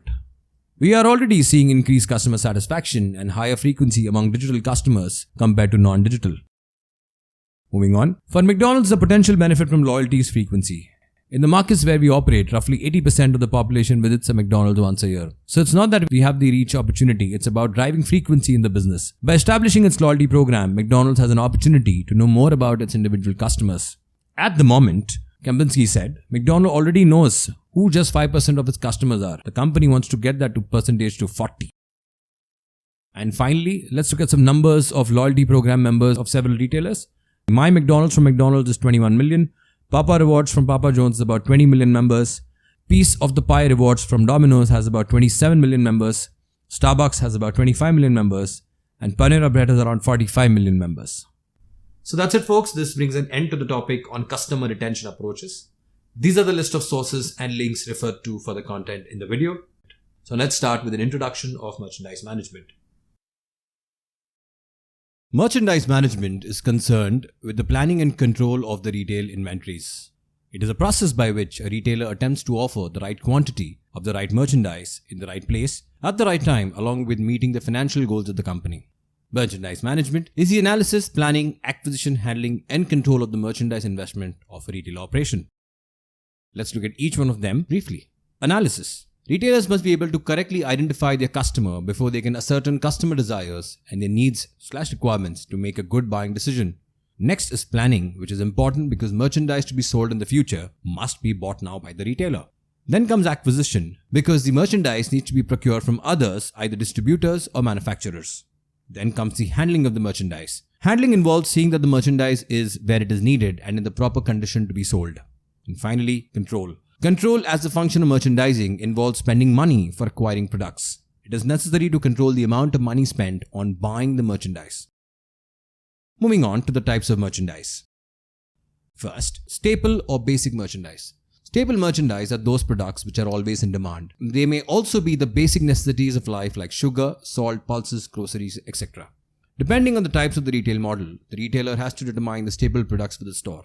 In many cases, these products may be also termed as classics. Next, fashion merchandise. Merchandise which has high demand for a relatively short period of time is referred to as fashion merchandise. Excess buying may result in heavy obsolete stock at the end of the season or when the product goes out of style. Examples of such products include various cuts in jeans, joggers, palazzo pants which may be in style for a season. Next, seasonal merchandise. As the name goes, it includes products that sell well during a particular season. Examples of such products include rainwear like umbrellas and raincoats, winterwear, thermal clothing, etc. And finally comes fad merchandise. Fads, in contrast to fashion, enjoy popularity for a limited period of time and usually generate a high level of sales for a short time. Examples include belts or suspenders, trench coat, collar pins, bell bottoms, etc. Moving on to key topics under merchandise management. First, the word assortment. These entail selection of a merchandise carried by a retailer. It includes both the breadth of a product categories and the variety within each category. Then comes the variety of merchandise, that is the product lines. The variety of merchandise mix refers to the number of different lines that the retailer stock in the store. For example, a departmental store may provide a collection in menswear, women's wear, and children's wear. This would then be termed as variety offered by the store. Next, width and breadth of assortment. Width of merchandise may also be referred to as a breadth of merchandise. It refers to a number of merchandise brands in the merchandise line. For example, a retailer stocking various brands of men's shirts, etc. Next, depth of assortment. The variety in any one good service category, that is product line, with which retailer is involved. For example, if a retailer decides to stock 10 designs of shirts in 5 sizes and colors, then it would be the depth of the assortment. Moving on to the principles of merchandising. First, understanding the target market. The retailer exists for the customer, thus product retailed in the store should be a reflection of the consumer needs and wants. Next, Build the merchandise plan one store at a time. The customers visiting each store are different, hence they have to be understood as separate entities. While the merchandise plan is built for the company as a whole, there has to be an element where the peculiarities of each store and region are taken into account. Next, buy what your customers want, not what you want. The buyer, as in the retailer in this case, is the representative of the consumer, and it is necessary to remember that the choice and taste of the target consumer may be very different from that of the buyer. The buyer, as in the retailer, needs to offer what the consumers will want rather than what he or she may like. Moving on to the next principle, build the right assortment. In case of most of the products which are bought or consumed, the consumer is always looking for choice. A wide assortment of the right kind of goods goes a long way in building customer loyalty towards the brand or the store, as case may be. Then, be consistent. When building a range of products for the customer, it is necessary to ensure that there is consistency across all product offerings. Consistency is required not only in the choice of products offered, but also in quantity. Then, offer value. The consumer's decision to buy a product is not always governed by price alone. Nowadays, the consumer is seeking value in the purchase that he or she makes. Low price may not always be a factor favoring sales, and the perception of the value that the product provides will eventually influence the consumer's decision. Next, understand the needs of the vendor. It is necessary for the buyer to understand the strength and weakness of each vendor and also what motivates the vendors. Next, share information. Sharing of information with the vendors often goes a long way in creating a sense of responsibility and involvement among them. Crucial information is what is shared on a timely basis may affect the long-term success or failure of a product or a range of products. And finally, seek to surprise the consumer. The merchandise is what draws the customer to the retail store. If the merchandise in the retail store excites the customer and exceeds his or her expectation, time and again, the customer will have reasons to keep coming back. Finally, let's look at some examples of merchandise management. In this case, Zara. Zara's local production in most styles. Instead of sending production to Asia, Zara manufactures more than 50% of its merchandise in Spain as well as in nearby countries such as Portugal, Morocco and Turkey. This makes it easier for Zara to quickly send merchandise to its stores. Local production gives Zara a leg up on other clothing retailers that source production overseas. Rather than producing more quantities per style, Zara produces more styles, which is roughly 12,000 a year. Even if a style sells out very quickly, there are new styles waiting to take up the space. This practice pushes consumers to keep visiting the brand stores. Because if they were just a week late, all the clothes of a particular style or trend would be gone and replaced with a new trend. So that's it folks, this brings an end to the topic on merchandise management. These are the list of sources and links referred to for the content in the video. So now let's start with merchandise planning. It is the planning and control of merchandise inventory of the retailer firm in a manner in which balances the expectation of the target customers and the strategy of the firm. Merchandise planning is beneficial to the retailer as it enhances the possibility of the right assortment of goods with the adequate amount of depth to be available at the stores. Moving on to the merchandise planning process. Step 1. Developing the sales forecast. Sales forecast is a projection of achievable sales revenue based on historical sales data, analysis of market surveys and trends, and salesperson's estimates. Sales forecast may be made by the merchandiser based on the targets given by the top management or may be handed down by the top management itself depending on the retail organization. A forecast may be for short term, that is up to 1 year, or for long term, that is a period of more than a year. Obviously, behemoths like Walmart and Amazon have projections which stretch to about 5 to 10 years. Moving on, the process of developing sales forecast involves the following steps. First, reviewing past sales.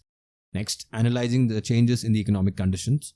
Third, analyzing the changes in the sales potential. Fourth, analyze the changes in the marketing strategies of the retail organizations and the competition. And fifth, creating the sales forecast. Step 2 in the merchandise planning process is determining the merchandise requirements. A sales forecast is an outline of the level of sales that need to be achieved. This brings us to the second step, which involves planning the quantities of merchandise that will be required to achieve the sales forecasted in step 1. Thus, after the sales forecasting exercise has been completed, inventory levels need to be planned. Planning in merchandise is at 2 levels. A. Creation of the merchandise budget, and next is the assortment plan, which will be explained later. Now let's take a stab at merchandise budget. The merchandise budget usually comprises of 5 parts. First, it is a financial plan which gives an indication of how much to invest in the product inventories stated in monetary terms. Next, the sales plan, that is how much of each product needs to be sold. This may be department-wise, division-wise or store-wise. Third, the planned reductions, which may need to be made in case the product does not sell. Fourth, the planned purchase levels, that is the quantity of each product that needs to be procured from the market, as in from the suppliers. And finally, the gross margins, that is the difference between the sales and the cost of goods sold. The next part in here was the assortment plan. The assortment plan details the merchandise that will be sold in each product category. That is, the complete mix of products that will be made available to the customers. Merchandise may be classified as basic or staple merchandise, fashion or fad merchandise. Moving on to step 3, which is called merchandise control, as in the open to buy system. Herein, it limits overbuying and underbuying, prevents loss of sales due to unavailability of the required stock, maintains purchase within the budgeted limit, as in the merchandiser should not go overboard by stocking a lot of inventory, and finally, reducing markdowns which may arise to excessive buying, as if the merchandiser buys in excess, then ultimately the goods or merchandise which is not sold will be sold at a heavy discount known as markdowns. Moving on to step 4 of assortment planning. Assortment has been defined as a combination of all products made available in a store and a set of products offered within a product category. For instance, if there are men's formals, that will include shirt, trousers, socks, formal belt and formal shoes.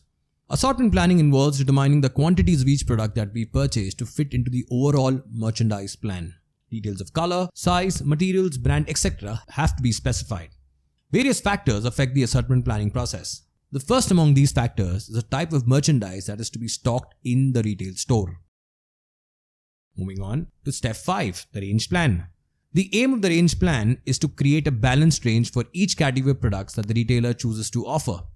The number of items or options available to the customer should be sufficient at all times and should be such that it helps the customer make a choice.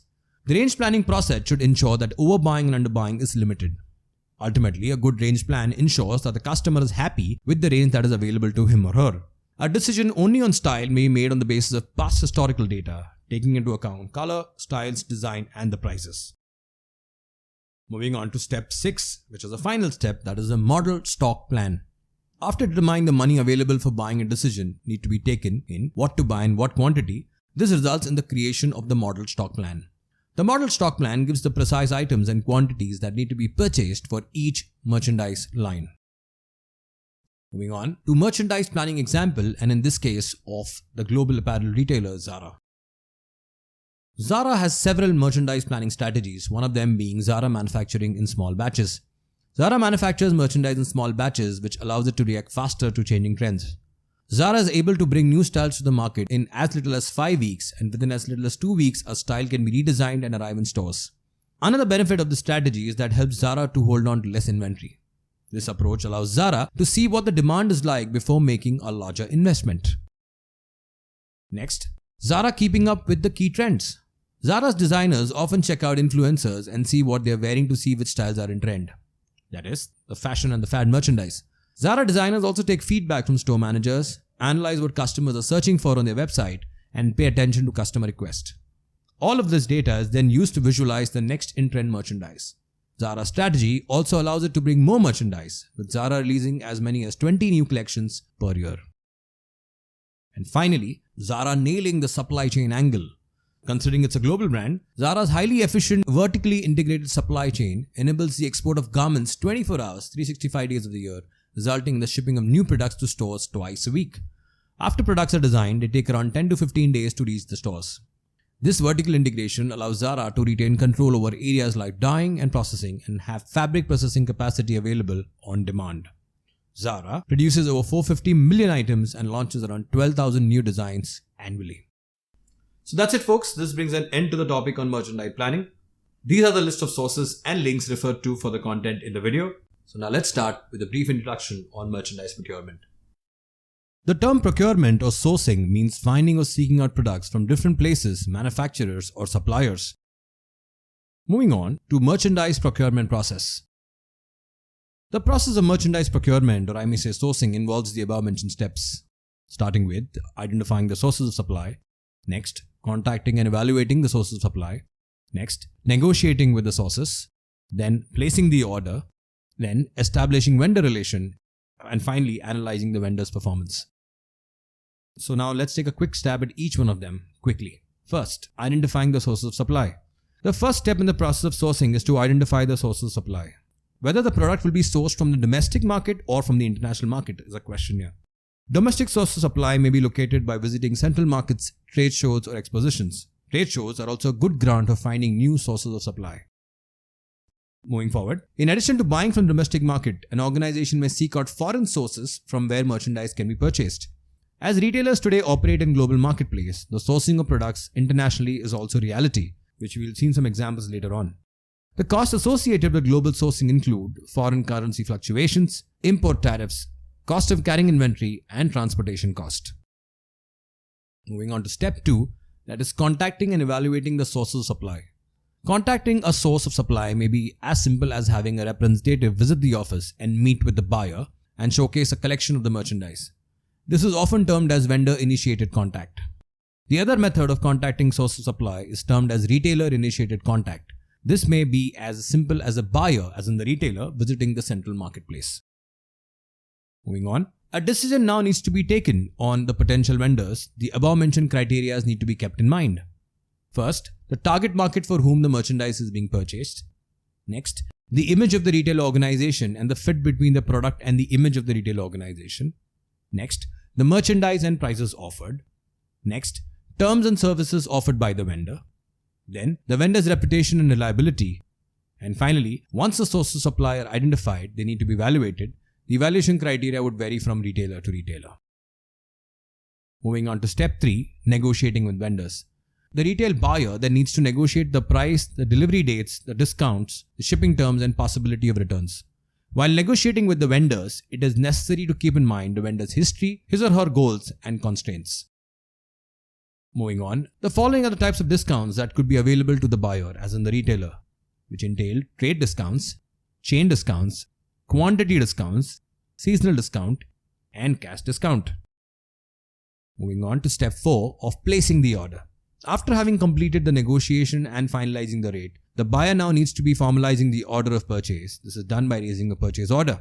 Typical information contained in the purchase order are name of the purchaser, name of the manufacturers and suppliers, the delivery address, the invoice address, the price of the products, quantity ordered, delivery date, and terms of payment and delivery.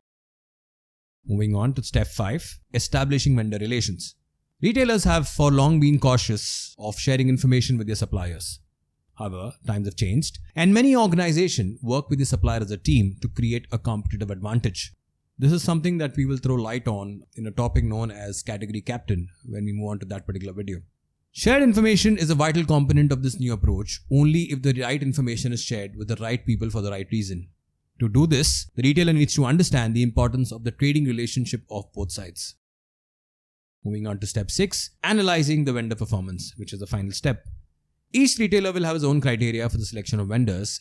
Key criteria for evaluating the performance of vendors are: first, the total orders placed on the vendors in a year, the total returns to the vendor and the quality of the merchandise, then the initial markup on the products, then the markdown if any, then the participation of the vendor in various schemes and performances, next, transportation expenses if borne by the retailer, next, cash discount offered by the vendor, then comes the sale performance of the merchandise, and finally, both quantitative and qualitative factors are considered during this evaluation.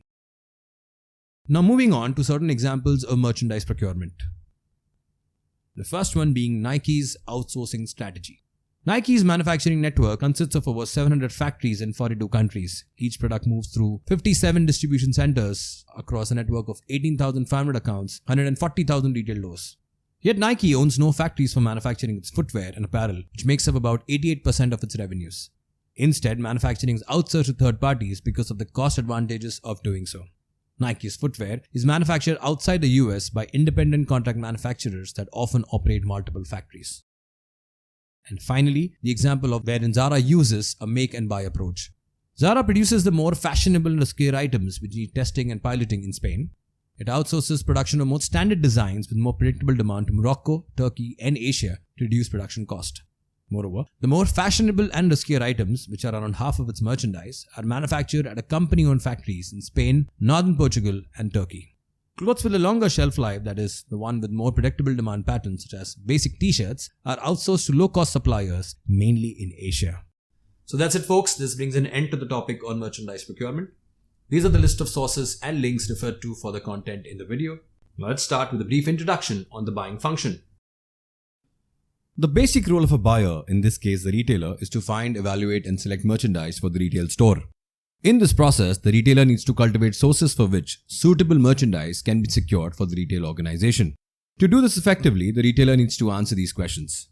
First, what to buy, then when to buy, how much to buy, where to buy, and finally, whom to buy from.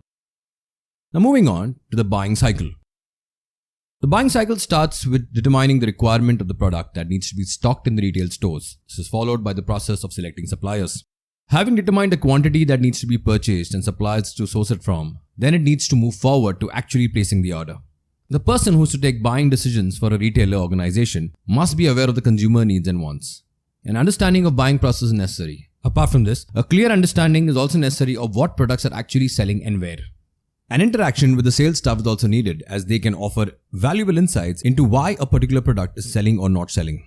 External sources of information like surveys conducted, magazine and trade publications and association are other sources of information. Ultimately, the information thus gathered needs to be analyzed, and this analysis forms the basis of the sales forecast. Now moving on to the factors affecting the buying functions. Starting with the first one, size of the retail organization. The size of any retail organization majorly affects the buying function. How big is the retailer? Is it a small operation with a single e-commerce website? Or is it a major retail conglomerate with stores worldwide and websites in every language? In case of a small retail outlet, the owner might take this responsibility. However, as retail organization expands, its business product management becomes more complex and the number of people involved in the buying function will grow. Moving on to the second factor, that is separation of duties. Separation of duties is common in mid-size and large retail operations. Often, buying, planning and selling may be separate tasks and responsibilities for a variety of reasons, from security to specialization. When the same person is not taking care of all three parts of the merchandising equation, that is buying, selling and planning, retailer needs to consider how that could impact overall merchandising efforts. However, in case of small retailers, all these duties are assigned to a single person. Thus, it's crucial that retailers take into account who is doing what at their companies. Number 3. Shopping channel. Another key consideration of merchandising is the shopping channel. Nowadays, consumers have a number of options when it comes to how they want to shop. Online, through television, in-store, via mail catalogs, etc. While retailers should offer all these options to customers, it's important they have the merchandising strategy in place to support this initiative. On the other hand, web-based initiatives can be executed in near real time. Now moving on some examples of buying function. First, Nike footwear. Nike sources footwear from 191 factories located in about 14 countries. Virtually all of the footwear is manufactured outside of the United States by 15 independent contract manufacturers which often operate multiple factories. In 2021, contract factories in Vietnam, Indonesia and China manufactured approximately 51%, 24% and 21% of total Nike brand footwear respectively. The company has also manufacturing agreements with independent contract manufacturers in Argentina and India to manufacture footwear for sale primarily within those countries. The next example of Walmart. Walmart commits to sourcing about $10 billion worth of Indian-made goods each year by 2027. Stating India's continuing rise as a global hub of manufacturing, Walmart in 2020 announced that it will triple its export of goods from India to about $10 billion each year by 2027. The sourcing will primarily entail developing hundreds of new suppliers in categories such as food, pharmaceuticals, consumables, health and wellness, general merchandise, apparels, homeware and other key Indian export categories. Walmart has also sourced goods from India for more than 20 years, supporting local suppliers to help upgrade their operations and meet international standards. Ultimately, India is already one of Walmart's top sourcing markets with annual exports worth about $3 billion each year. So that's it folks, this brings an end to the topic on buying function. These are the list of sources and links referred to for the content in the video. So now, let's start with a brief introduction on category management. A category is a group of products or services that consumers perceive to be interrelated or substitutable. Category management is a way of managing products on the level of a product group rather than on the level of a single product. Now let's look at the importance of category management. First, changes in the consumer needs and lifestyle. Consumer needs and lifestyle across the world have changed dramatically over the past decade. Retailers and suppliers have been forced to better understand consumer needs and to meet those needs more efficiently. If a retailer adopts category management, he can focus better on the consumer and define his categories accordingly. Next, competitive pressure. Retailers have to be all more competitive due to emergence of new and big formats of retail like the hypermarkets. In order to compete effectively against these new forms of competition, retailer has to carefully devise and implement his categories accordingly. Next, economic and efficiency considerations. The increasing pressure on profitability makes it necessary for the retailers to focus on controlling of cost. Category management can help in achieving greater economic efficiencies. Next, advances in information technology.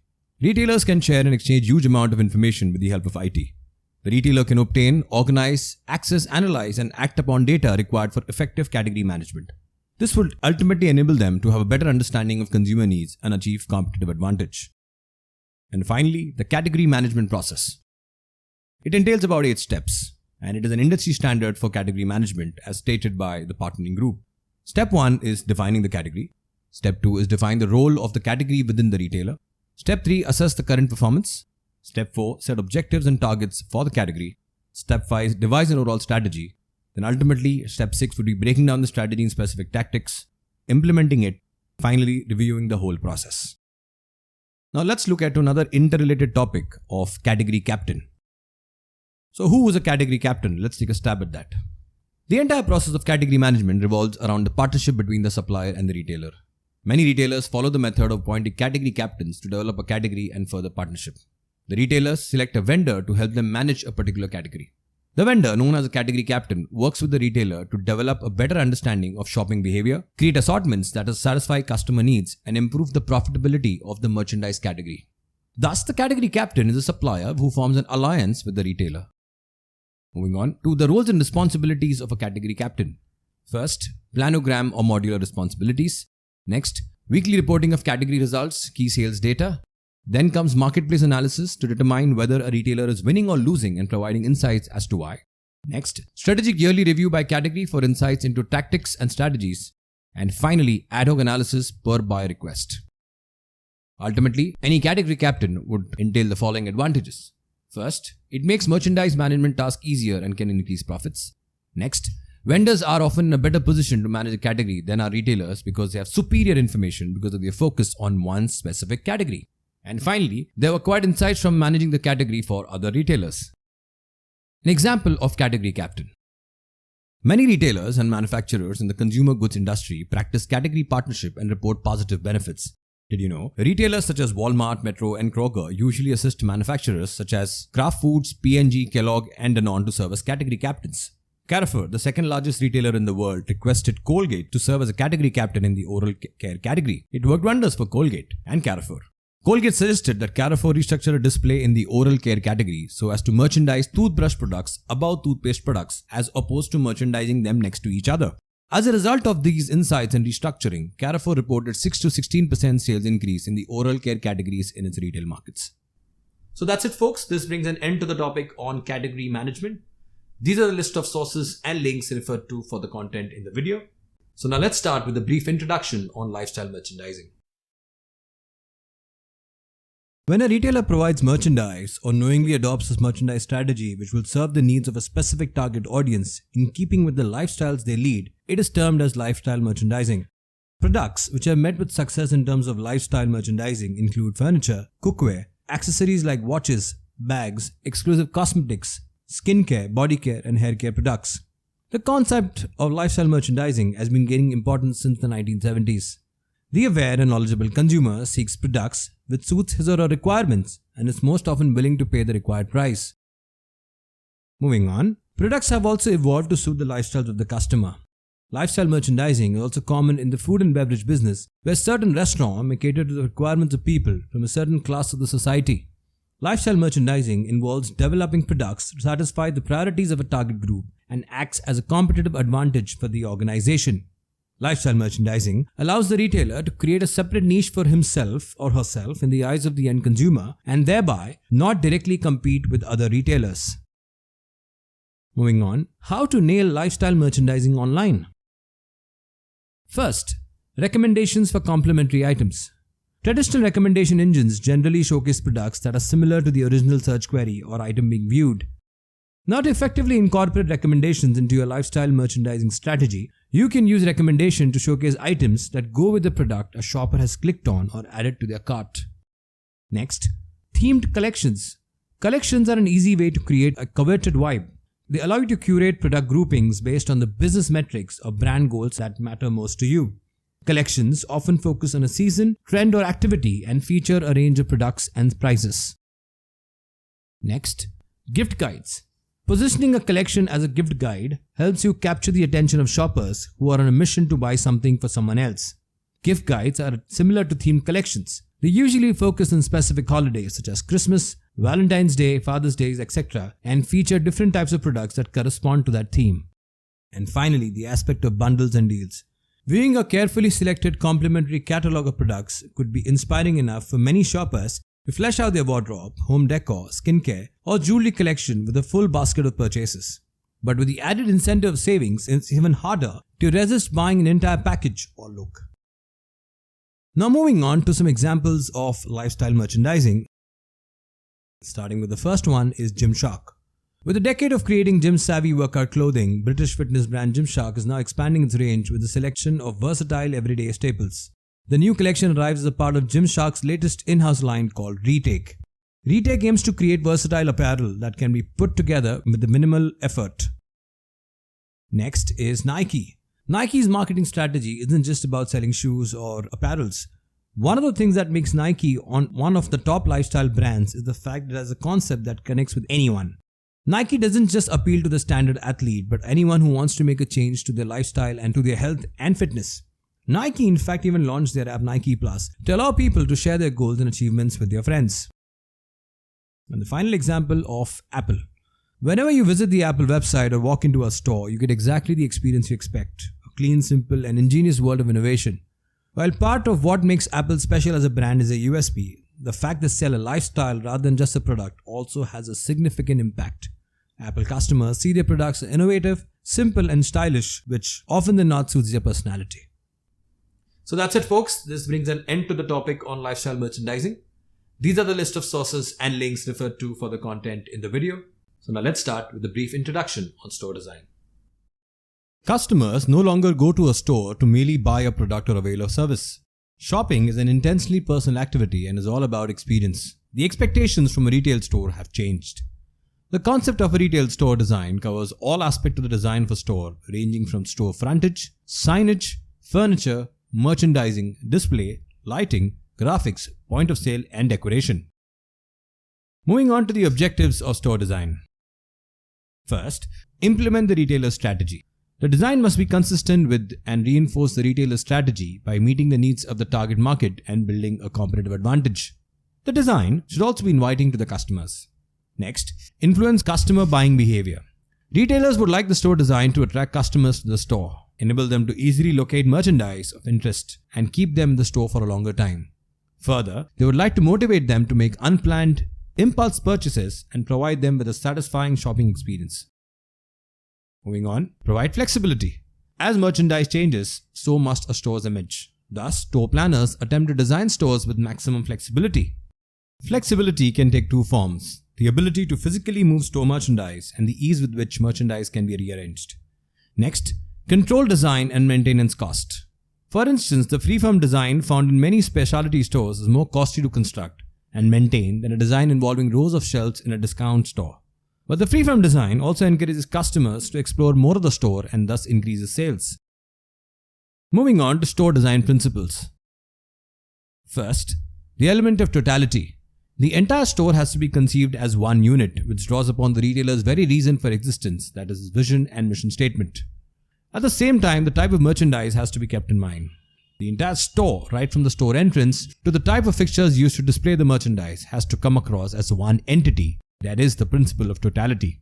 Next comes focus. The second principle is focus, wherein while aspiring to create a beautiful place for the customers to shop in, the retailer should not forget that the primary focus within the store has to be the product or the merchandise. Achieving sales is the primary step towards being sustainable in the long run. Next, ease of shopping. The store has been created for the customer. It has to be easy for him or her to navigate, easy to access, and most importantly, simple to understand. No one wants to visit the store where shopping is cumbersome and tedious. And finally, change and flexibility. This fast-moving world of the customer means that retailers have to rethink their strategies. It entails having to think more and more about how the design of the stores will cope with the short and long-term future demands of their business and consumers. Now moving on to an important topic of store design elements. Any store design is split into 3 elements. That is, number 1, exterior store design, number 2, the interior store design, and number 3, store layout. Please note, store layout will be covered in the next video. Let's start with the exterior store design. The exterior look of the store that draws a customer to the store is the first impression that a customer has of the store. Interesting window displays, an impressive building, and an inviting entrance all work together for the store. Simple things like the manner in which the store name is written also play a part in attracting the customer's attention.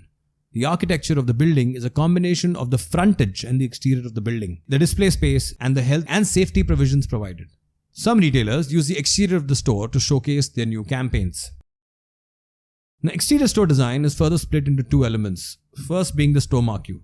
The store marquee is the first mark of identification of the retailer or the retail store. It helps the retailer identifying the store and attracting customers and is an integral part of the building facade. Examples entail Starbucks Mermaid, Ronald McDonald's, and Colonel Sandals from KFC. Moving on to the other element of exterior store design, the storefront. The storefront is a reflection of the personality of the store. The storefront and store exterior should be inviting for a customer to actually enter the store. A cluttered, dirty storefront will be one of the first factors which will actually deter a customer from entering the retail store. Storefront is typically straight front, angled front, or arcade front. The straight front runs parallel to the sidewalk. Angled front is one which is at a slight angle to the traffic, and arcade fronts are usually spacious. They allow the window merchandise closely. Moving on to the other element of store design, which is the interior store design. Interior store design is a function of the aesthetics within the store, the merchandise sold within, and the space used for the same and the overall layout of the store for selling the merchandise. Interior store design entails space planning, atmospherics and aesthetics, and the element of store layout will be covered separately. Let's start with space planning. Space planning helps a retailer determine the amount of space available for selling and for storage. It also helps determine the following, that is the location of various departments and various products within a department and the creation of planograms. The pros and cons of specific locations, impulse products, destination areas, seasonal products, products with specific merchandising needs, and adjacent departments, typically complementary goods. And finally, space planning also entails the relationship of space to profitability. Let's look at further elements within space planning, with the first being amount of traffic. The first factor that is to be taken into consideration is the amount of traffic generated by that department and the potential sales. Items having high demand and a fair amount of traffic are not necessarily placed near the entrance of the store. They're usually located in low traffic areas. Products like fragrances, jewelry, cosmetics, which are largely impulse items, may be placed near the entrance of the store. Products like menswear, women's wear, children's wear, and casual wear are placed at higher level in multi-level stores. The other factor is cross-mix merchandising. It enables a customer to visualize how various products would look together. For example, in the women's wear section, handbags and footwear and accessories may be placed in a coordinated manner along with the clothes. Retailers very often resort to merchandising similar products together. This enables the customer to efficiently use their time while in the store. Placing similar products together inside the store is called creating a shop interior, anchor area, or niche. This is sometimes called creating a store within a store. Next, trial rooms. An essential element of space planning, especially in apparel stores, is the trial rooms which have to be budgeted for. It needs to be remembered that this often ignored area of the store is where a customer actually makes a decision on buying the product, especially for an apparel. While trial rooms need to have enough space for the consumer to move around and look at the apparel that he or she is trying on, they also need to be accessible and not at the ends of the floor as is commonly noticed in countries like India. Many online retailers have also introduced virtual trial rooms where customers can see themselves in different dresses without actually trying them or wearing them. Moving on to the other element under interior store design, that is atmospherics and aesthetics. Atmospherics is a design of an environment with the help of visual communications, lighting, color, music, and scent to stimulate customers' perceptions and emotional responses. Aesthetics, on the other hand, takes into consideration factors like actual size of the store, the color, textures, etc., used within the store to create a particular look and feel for the store. Further sub-elements under atmospherics and aesthetics include fixtures, flooring and ceilings, lighting, color, music, scent, graphic, signages, and display. Please note, graphic, signages, and display would be covered in the video along with store layout, which is the next video. Now let's look at these sub-elements briefly. Starting with fixtures. Fixtures are used for storing and displaying merchandise. They may be floor fixtures or wall fixtures and are manufactured in various materials like wood, glass, steel, and synthetic. Examples include tables, racks, stands, shelves, gondolas, bins, and other material which may be used to display merchandise. Next, flooring and ceilings. Flooring and ceilings in the walls work together in creating an image. Ceilings house the air conditioning and the lighting. The right lighting is necessary for the merchandise to be seen in its true color and form. A store may adopt different types of flooring depending on the image it strives to create. Next, lighting. The lighting scheme to be adopted for the store has to be done keeping in mind of products being sold in the store and the target audience. Lighting is used to highlight merchandise, sculpt space, and capture a mood or feeling that enhances the store's image. It can also be used to downplay less attractive features that can't be changed. A good lighting system helps create a sense of excitement in the store. For instance, lighting works brilliantly in jewelry stores, highlighting the aesthetics of the jewelry. Moving on to color. The creative use of color can enhance a retailer's image and help create a mood. Warm colors such as red and yellow attract customers and gain attention, yet they can be distracting and even unpleasant. Fast food restaurants often use warm colors to facilitate rapid turnover. In contrast, cool colors like blue and green are relaxing, peaceful, calm, and pleasant. Moving on to the next sub-element, music. Music can either add or detract from a retailer's total atmospheric package. However, unlike other atmospheric elements, music can be easily changed. Retailers use music to affect customers' behavior. Music can control the pace of store traffic, create an image, and attract or direct customers' attention.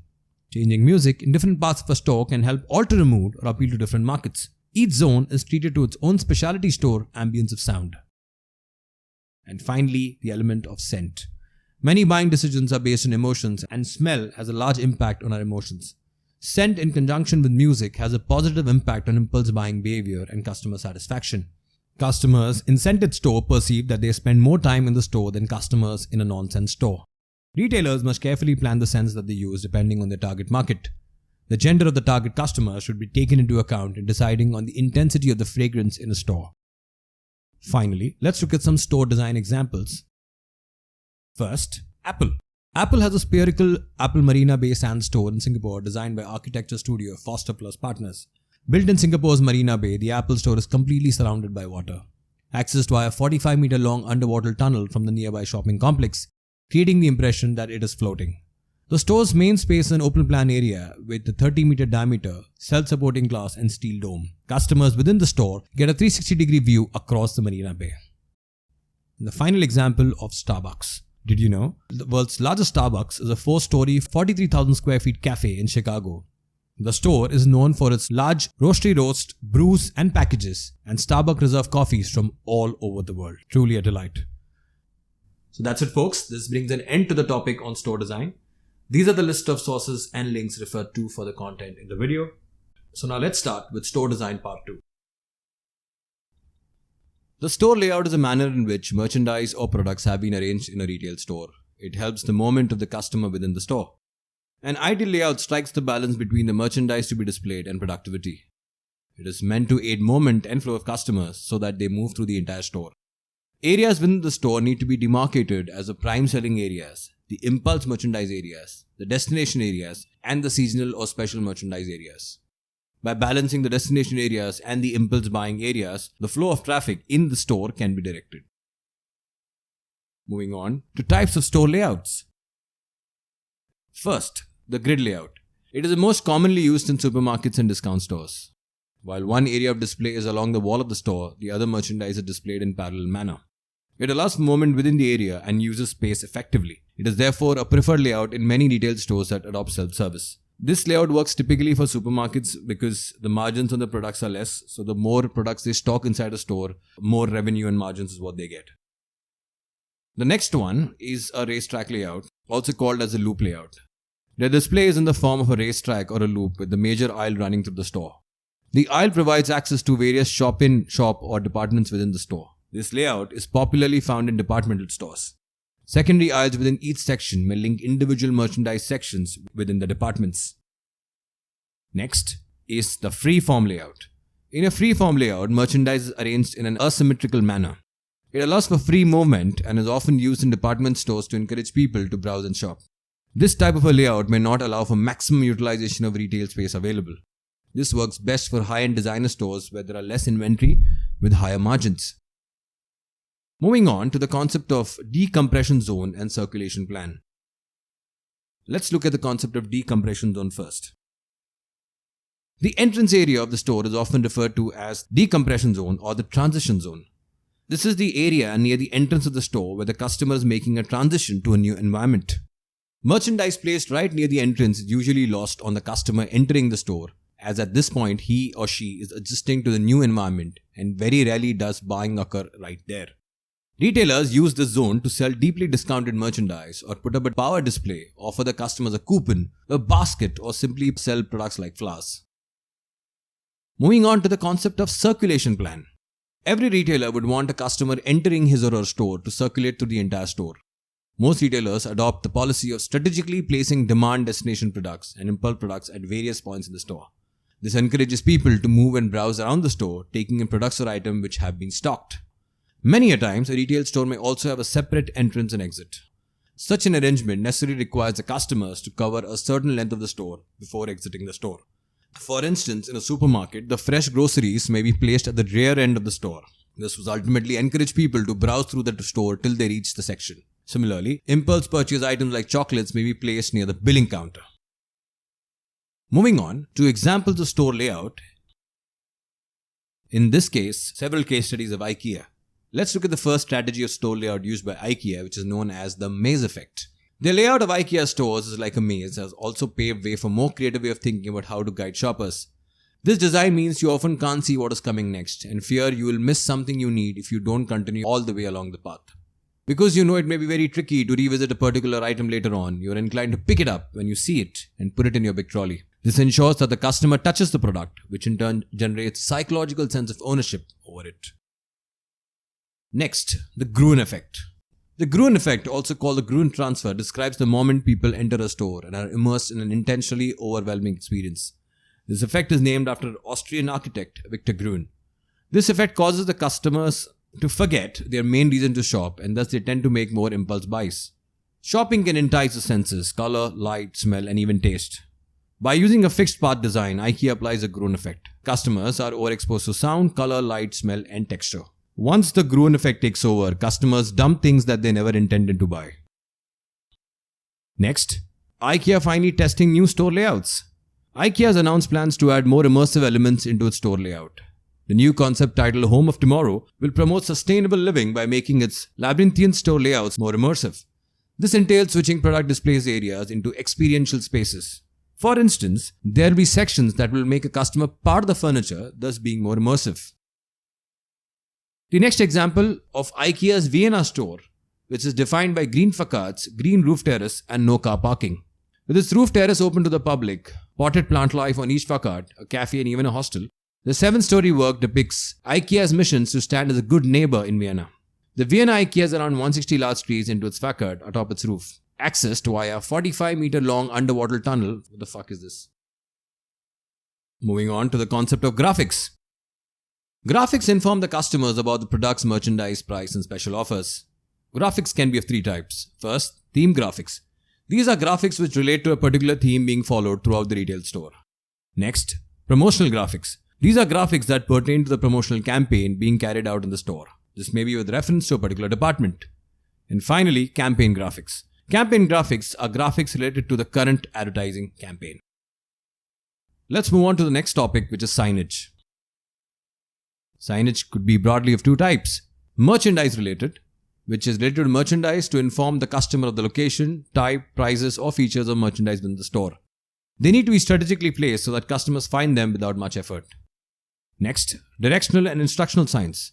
Directional signs direct customers towards the several locations such as cash counters, service areas, washrooms, lifts, staircase, and trial rooms. Examples of instructional signs include informing persons entering the store that the store is under electronic surveillance, or maybe instructing about the malfunctioning of a lift.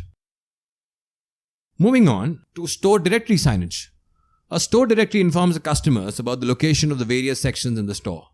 The most common places to find a store directory are the entrance to the store and places where customers may move from one section floor to another, for example lifts and staircases. Fast food restaurants are some of the best users of graphics and signages. Most of the people who enter a fast food restaurant are in the process of deciding what to buy based on the signage. The best example in this case would be the signages in McDonald's and KFC. And finally, the concept of a digital signage. Digital signage is signs whose visual content is delivered digitally through a centrally managed and controlled network and displayed on a television monitor or a flat panel screen. The content delivered can range from entering video clips to simple display of the price of a merchandise. Digital signage provides a number of benefits over traditional static signage. Due to their dynamic nature, digital signs are superior in attracting the attention of customers and having them recall the messages displayed. Digital signage also offers the opportunity to enhance a store's environment by displaying complex graphics and videos and providing an atmosphere that customers find appealing. And finally, because the content is delivered digitally, it can be easily tailored to a store's market and change during the week or even the day or even by hour. So that's it, folks. This brings an end to the comprehensive topic on store design. These are the list of sources and links referred to for the content in the video. Now let's start with a brief introduction on visual merchandising. Visual merchandising is the art of creating visual displays and arranging merchandise assortments within a store to improve the layout and presentation and to ultimately increase the traffic and sales, which puts the merchandise in spotlight. Visual merchandising is one of the visible elements of positioning strategy. Alternatively, visual merchandising can be termed as the orderly, systematic, logical, and intelligent way of putting stock on the floor. As retailing becomes increasingly complex, creating the right atmosphere in the store and presenting the merchandise in the right manner becomes even more important. Moving on to the objectives of visual merchandising. First, to combine the creative, technical, and operational aspects of a product. And second, to draw the attention of customers towards displayed items and to enable them to take purchase decision within the shortest possible time, thus augmenting the selling process.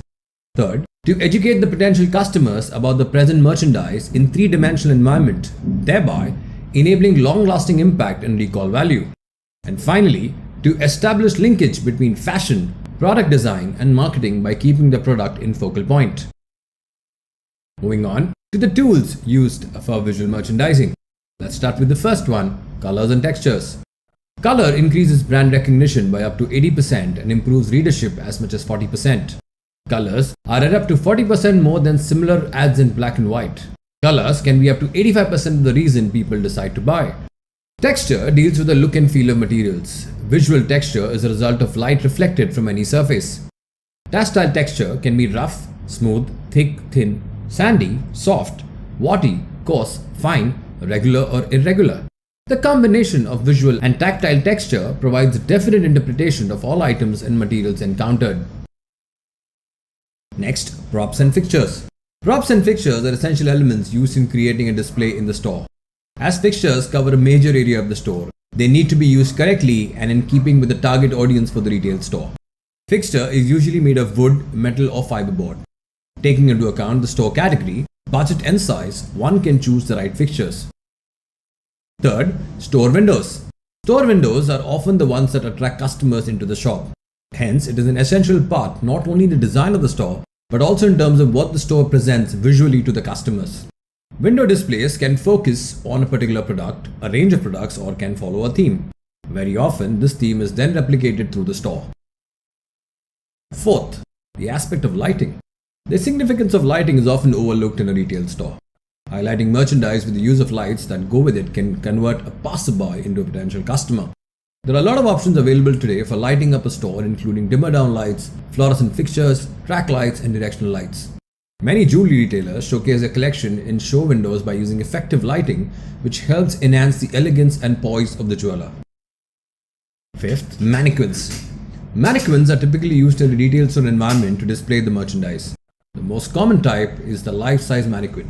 They are the same size as a real person and have arms, legs, hands, feet, and a head.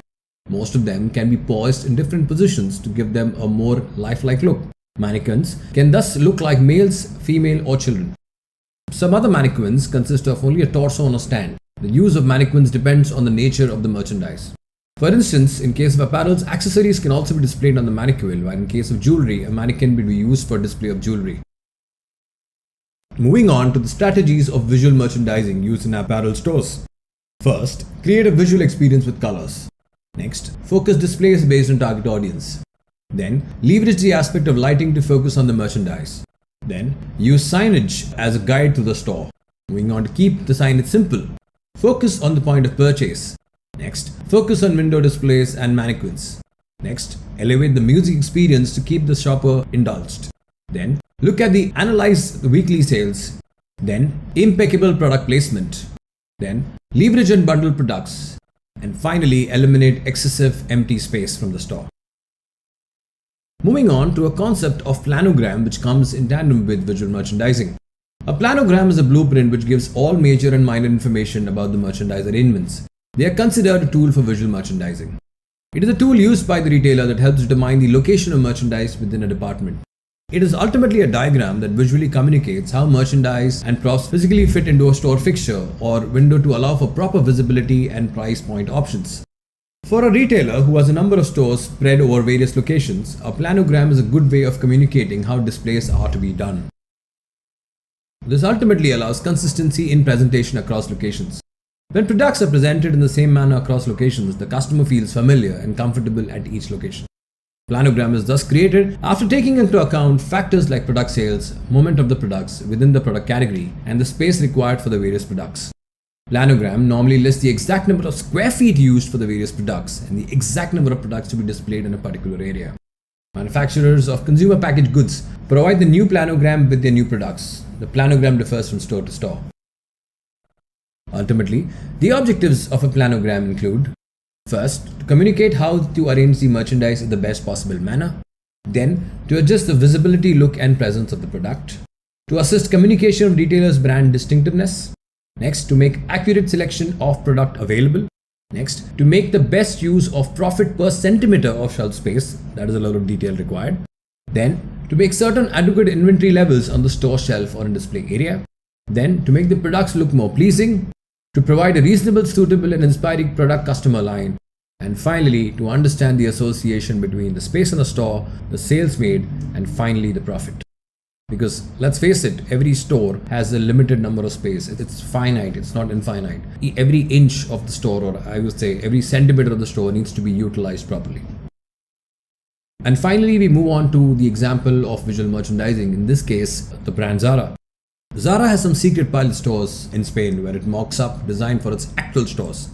Zara has an actual team of visual merchandising experts whose job entails to design and plan out every aspect of its stores in these dummy stores.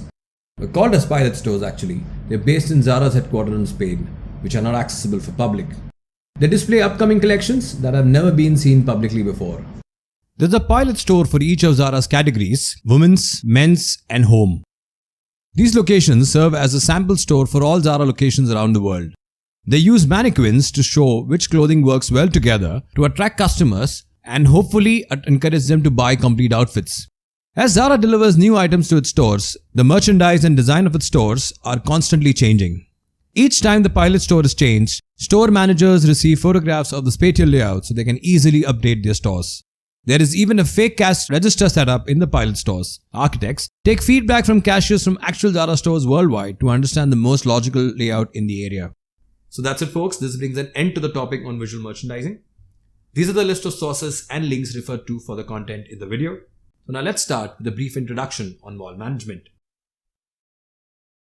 Mall management is defined as an overall operation and maintenance of the entire building infrastructure, including the services and utilities.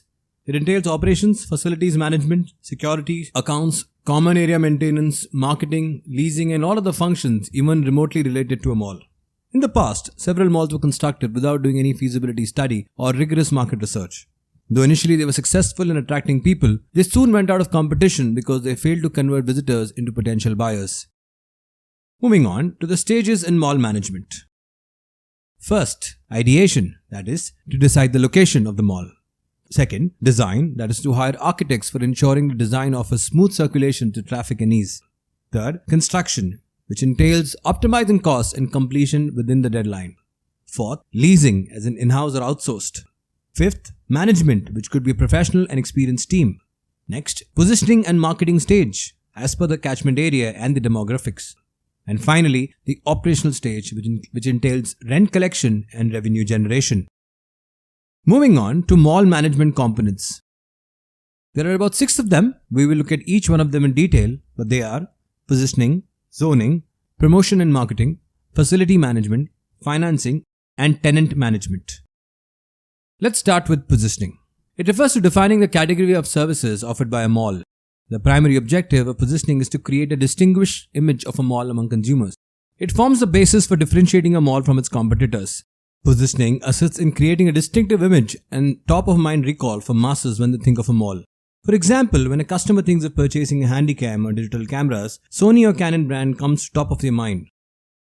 Moving on. Broadly, malls can be positioned in two different ways. First, on the basis of offerings. As the name suggests, these malls are positioned primarily on the basis of its offering, which should be reflected through their retail mix. Offerings further can be classified under several notions such as luxury, value for money, and economy. Next, on the basis of anchors. Under this type of positioning, malls are positioned on the basis of anchors. These are classified as entertainment-based, hypermarket value-driven, and specialty-based. Moving on to number 2, zoning. In the world of retailing, customers can be broadly divided into two categories, namely focused buyers and impulse buyers. Focused buyers are those buyers who know what their requirements are and how to fulfill them. Therefore, they go to mall with the intention of buying and carry proper money. On the other hand, impulse buyers are those buyers who visit a mall with no intentions of buying, but if something appeals to them, then they buy. The main question is how retailers should entertain them and increase revenue. Zoning is a solution of this problem that helps retailers attract both types of consumers. Zoning is a mall space allocation or division of mall store through which mall developers find the right tenant mix, as in the retailer mix, to attract both types of customers, especially the impulse buyers. Moving on, zoning entails the following. First, it allows the smooth movement of shoppers in the mall, avoiding clusters and bottlenecks. Next, it creates a distinctive image in the minds of the customers. Third, assists in formulating the right tenant mix and placement of these tenants within the mall. Fourth, helps in the selection of the right anchor tenant. And finally, helps retailers attract both types of consumers, especially the impulse buyers. Moving on to the third component, that is promotion and marketing. Promotional events that help promote brands are an essential part of mall management. Some of the most effective promotional events include celebrity visits, food festivals, talk shows, which increase footfalls, as a result increase revenues. The common example of promotion and events organized involve fashion shows, exhibitions, book fairs, travel fairs, music contests, auditions, and talk shows. Moving on to the next component of facility management. Facility management companies provide specialized services to malls ranging from the parking and security to housekeeping and cash management. Few of facility management companies also provide soft services like pest control, cleaning, and physical and security surveillance, concierge services, and administration services. Under facility management, the various activities are classified as, first, infrastructure management. And under infrastructure management, we have elements such as air conditioning, provision of adequate power supply, safety issues related to signage, water supply sanitation, and water supplying and sanitation. Next is ambience management, which includes management of parks, management of fountains, taking care of staircase, overall look of lifts and escalators, music and overall look of the mall, and traffic management. Third, traffic management. It includes managing foot traffic into the mall and parking areas. Foot traffic management involves crowd management inside the operational area of a mall. Under traffic management, facilities are offered to malls pertain to the effective managing of crowds, both within the premises and in the parking zone. For instance, a star-shaped mall is attractive but will have a crowding problem in the center of the mall as everyone has to pass through a central area while moving from one side to the other. On the other hand, circular malls may not face such problems of clogging as they tend to have better pedestrian flow and less congestion. Moving on to the next component is finance management. Financial management is concerned with the acquisition, financing, and management of assets with some overall goal in mind. Accounting system to track the debt and the invoices, cash receipts and collection of income, organizing resources to deliver an efficient and effective annual audit, and finally, preparation of annual property budget. And the final component of tenant management. This exercise involves close cooperation between mall management and the tenants. Both the parties need to find a common ground whilst they plan upcoming activity in the mall. Tenants need to be engaged to contribute to the different activities planned by mall management. One part of any successful cooperation is the capability to analyze and learn from the results together with the tenants. Moving on to some examples which entail world's best shopping malls. Let's start with the first one, Mall of America in Minnesota, United States. The Mall of America is a destination. There are more than 520 stores, 50 restaurants, more than 30 specialty food stores, 14 movie screens, a park and an aquarium. Other unique attractions like the Lego Imagination Center are also part of the mall. Moving on to the next one, West Edmonton Mall in Alberta, Canada. The West Edmonton Mall is synonymous as the greatest indoor show on earth. It has a whopping 800 stores, 100 restaurants, an amusement park with roller coasters, a water park, a skating rink, theme attractions and several hotels. Next, the Dubai Mall, based in UAE. Dubai Mall features an aquarium and underwater zoo, 1,200 retail stores, a haunted house, and a virtual reality park, and is the most visited lifestyle destination in the Middle East. Next, Al Moana in Hawaii. Located in Honolulu, the Al Moana shopping center is the largest open-air mall, and adding to the ambience are the swaying palm trees and the beautiful Hawaiian sun. Fifth, Siam Paragon in Bangkok, Thailand. Winner of 3 prestigious awards in retail design and marketing, Siam Paragon is breathtaking. The mall has a variety of restaurants and stores, an opera hall, a movie theatre, luxury hotel, a bowling alley, an art gallery, and the Siam Ocean World Aquarium. Number 6, Mall of the Emirates in the UAE. Mall of the Emirates is mesmerizing. It has a typical fare of shops and a lot of food to choose from. The mall is also home to a giant arcade, a live theatre, and indoor ski slope. Number 7 is the Villaggio Mall in Doha, Qatar. Business Insider rates Villaggio Mall as one of the most incredible in the world. The mall has an ice rink, movie theatres, and of many stores. In the center part of the mall sits a canal that is used to transport shoppers to and fro by gondola. In addition, the ceilings are lit in such a way so as to give the impression that it is sunrise, midday or nighttime depending on what part of the mall you are in. Number 8 is Galleria Vittorio Emanuele in Milan, Italy. Galleria Vittorio Emanuele encompasses antique and period art. Housed with barrel vaulted ceilings and glass domes, this architectural masterpiece has significant history to it. At number 9 is Berjaya Times Square in Kuala Lumpur, Malaysia. Berjaya Times Square is rated a top mall for its size, amenities and unique layout. There is an amusement park and musical staircase that actually plays notes. And at number 10 is the Galleria in Houston, Texas. The Galleria provides a lot of services to the massive footfall it receives. In addition to traditional cinemas and the occasional ice skating rink, the mall also is home to 2 swimming pools, a children's play area and 7 beauty parlors. So that's it, folks. This brings an end to the topic on mall management. These are the list of sources and links referred to for the content in the video. IT plays an important role in the management of complex retail operations. Retailers who want to stay ahead of the pack and drive business results through technology innovation are rethinking the setup of their IT departments. The importance of information technology in retail stems from the importance of data. Data is nothing but the information that aids in decision making. Moving on to the applications of information technology in retail, and the first technology being of the electronic data interchange, known as EDI. EDI is the computer-to-computer exchange of business documents between companies. Pretty much a dated technology, but being the base of all operations, EDI is the electronic interchange of business information using a standardized format. A process which allows one company to send information to another company electronically rather than with paper. Many business documents can be exchanged using EDI, but the 2 most common ones are purchase orders and invoices in the retail space. Benefits of EDI include: first, cost cutting. EDI reduces the volume of paper to be handled, which results in saving in admin and personal cost. Staff can be assigned to other value-added functions within the organization. Then comes increased speed. Large volumes of commercial data can be communicated from one computer to the other in a matter of minutes, enabling faster response and greater customer satisfaction. And finally, the elimination of manual processes. Creation of orders, which manually can take up to 24 hours man-hours or more to complete, can be reduced to less than 1 hour using EDI. The next application of IT in retail is the famous barcodes. Barcoding is the most common form of automatic identification used in automatic data capture technologies. Barcodes are used for identification, handling, retrieval and storage of goods in warehouses and stores in the retail domain. Individual inventory items, cartons or unitized packages are affixed with a barcode that can be read by a barcode scanner attached to an online computer system. Barcode systems help to improve inventory accuracy as well as accelerate day-to-day operations.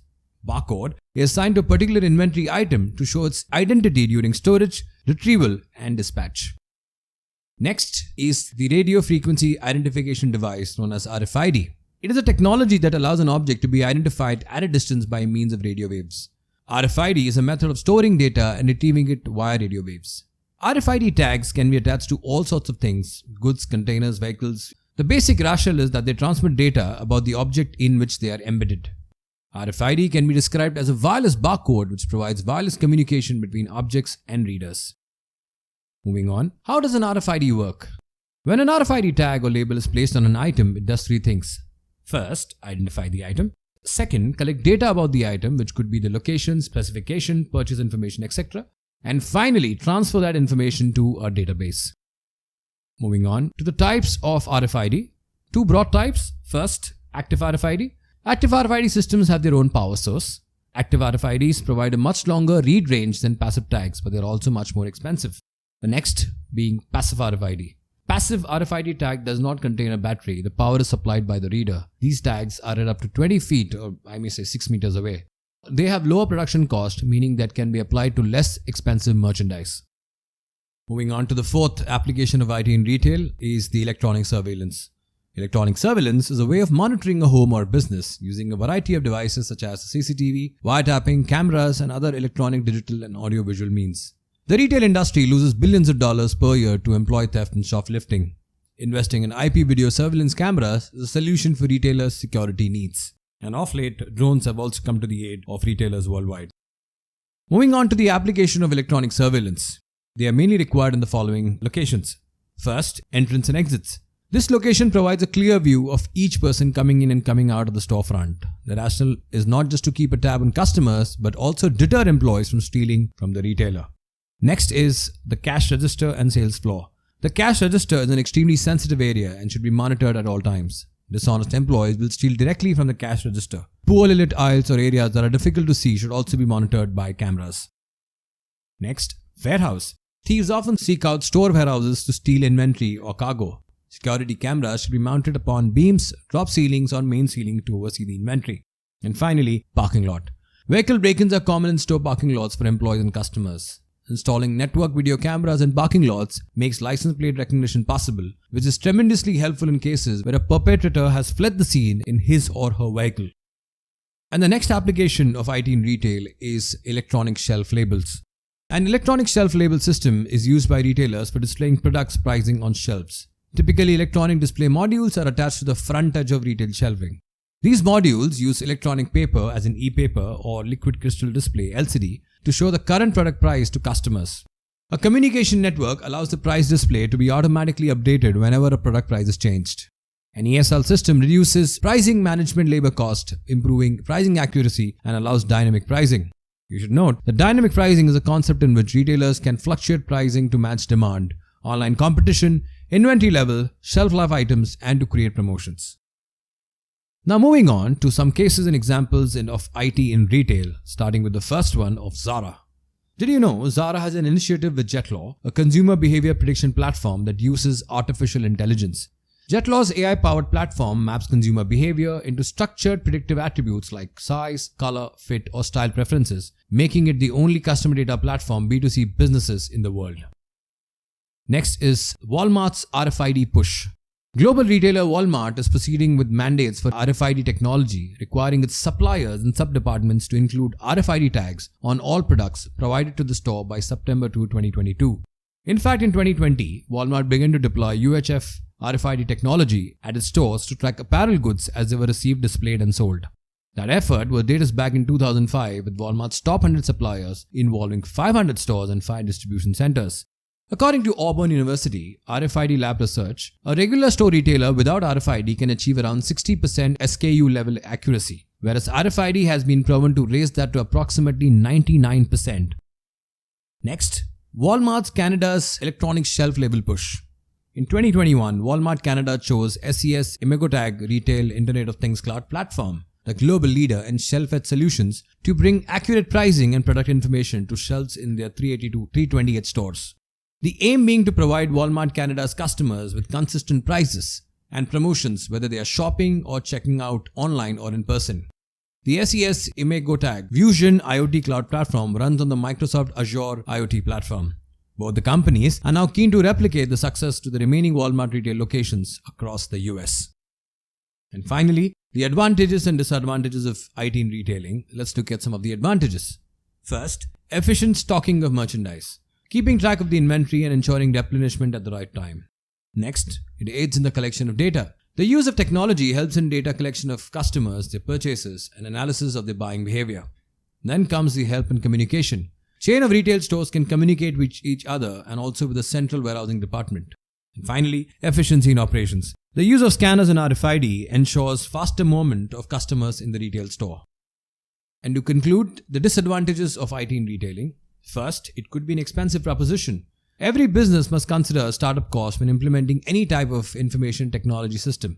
In fact, in addition to the cost of hardware and software, some technology vendors require businesses to purchase user licenses for each employee that will be operating the system. This may ultimately drive up the cost. Next, security breaches. Although the information technology system allows businesses to be conducted at a faster pace, they are not without their flaws. IT systems are vulnerable to security breaches, particularly when they are accessible via the internet. If appropriate measures are not taken in place, unauthorized individuals may access confidential data. And finally, the fear of unemployment among employees. As technology improves, tasks that are formerly performed by employees are now carried out by computerized systems, causing the fear of unemployment. So that's it, folks. This brings an end to the topic on information technology in retail. These are the list of sources and links referred to for the content in the video. So now, let's start with a brief introduction of artificial intelligence in retail. What is artificial intelligence? Artificial intelligence, or AI, entails using computer science to motivate human or natural intelligence in machines. Algorithms or formulas enable machines to solve problems. In fact, it takes a notch higher. The algorithms enable the machines to learn on their own. Moving on to the use of artificial intelligence in retail. AI in retail entails the use of data, automation, and machine learning algorithms to deliver customized shopping experiences to customers. AI caters to customer experiences in a multi-channel setup which entails both physical and online stores.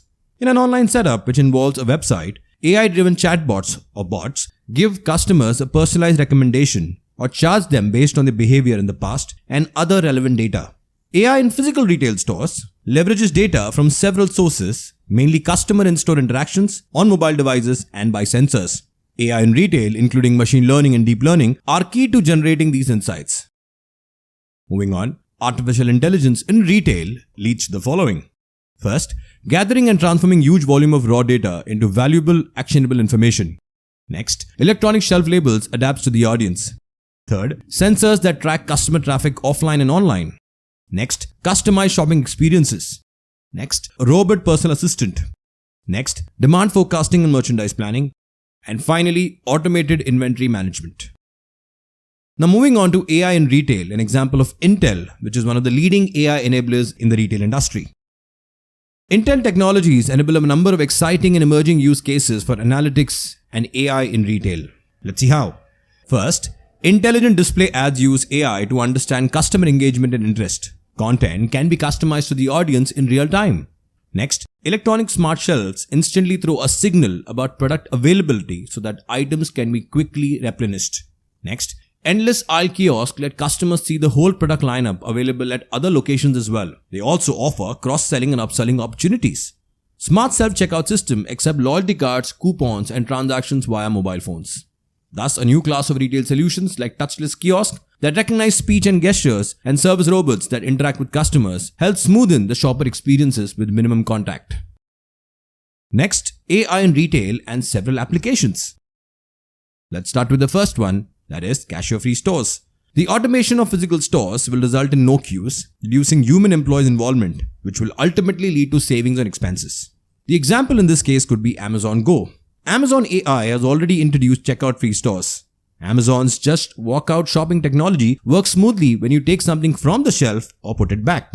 Ultimately, when you walk out of the shop with products, the Amazon account will deduct money from your linked wallet. Next, chatbots to assist customers.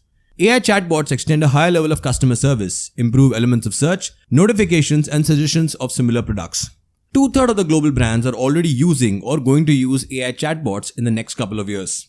For instance, Tommy Hilfiger and Burberry have launched chatbots to aid their customers scan through their collections. Next, in-store assistants. Retailers also invest in technologies that help both customers in the shopping process and their staff in stores and warehouses. The technology by Kroger Edge removes paper price tags in their stores. Electronic smart shelf tags are now being used. This technology provides video advertisements and promotions on display as well. Next, application of dynamic pricing.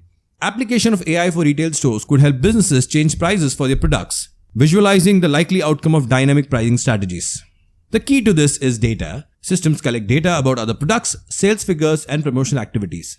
Companies can present their best offers suited to each customer needs and capability, and also get new customers based on dynamic pricing. In fact, Amazon has nailed the entire element of dynamic pricing, with the prices of their product changing every 10 minutes. The next application, supply chain management and logistics. AI and retail supply chains evolving each day. Brick and mortar and online stores leverage this every day. Inventory management has a lot to gain from AI. Scenarios of unsold and out of stock inventory can be reduced. Estimating the demand for a particular merchandise based on factors such as past sales, geographic location, weather, trends, promotion, etc. can be done. The other application of visual search. Visual search enables customers to upload images and find similar products based on parameters such as colors, shapes, and patterns. For instance, at a runway in 2017, Tommy Hilfiger launched an app that allowed viewers in attendance to click photos of merchandise being modeled and upload them to a visual search engine. Visual search works wonders for fast fashion, which entails a quickly changing trend of products which shoppers are looking to catch on, and they may not have the bandwidth and language to find it. Next, voice search. Voice search breaks the barrier of written language. Customers can today just ask Alexa for the desired product and its delivery status without even typing anything. In fact, 1/4 of the people worldwide use voice search in mobile, and half of them prefer it to mobile apps and websites for their convenience.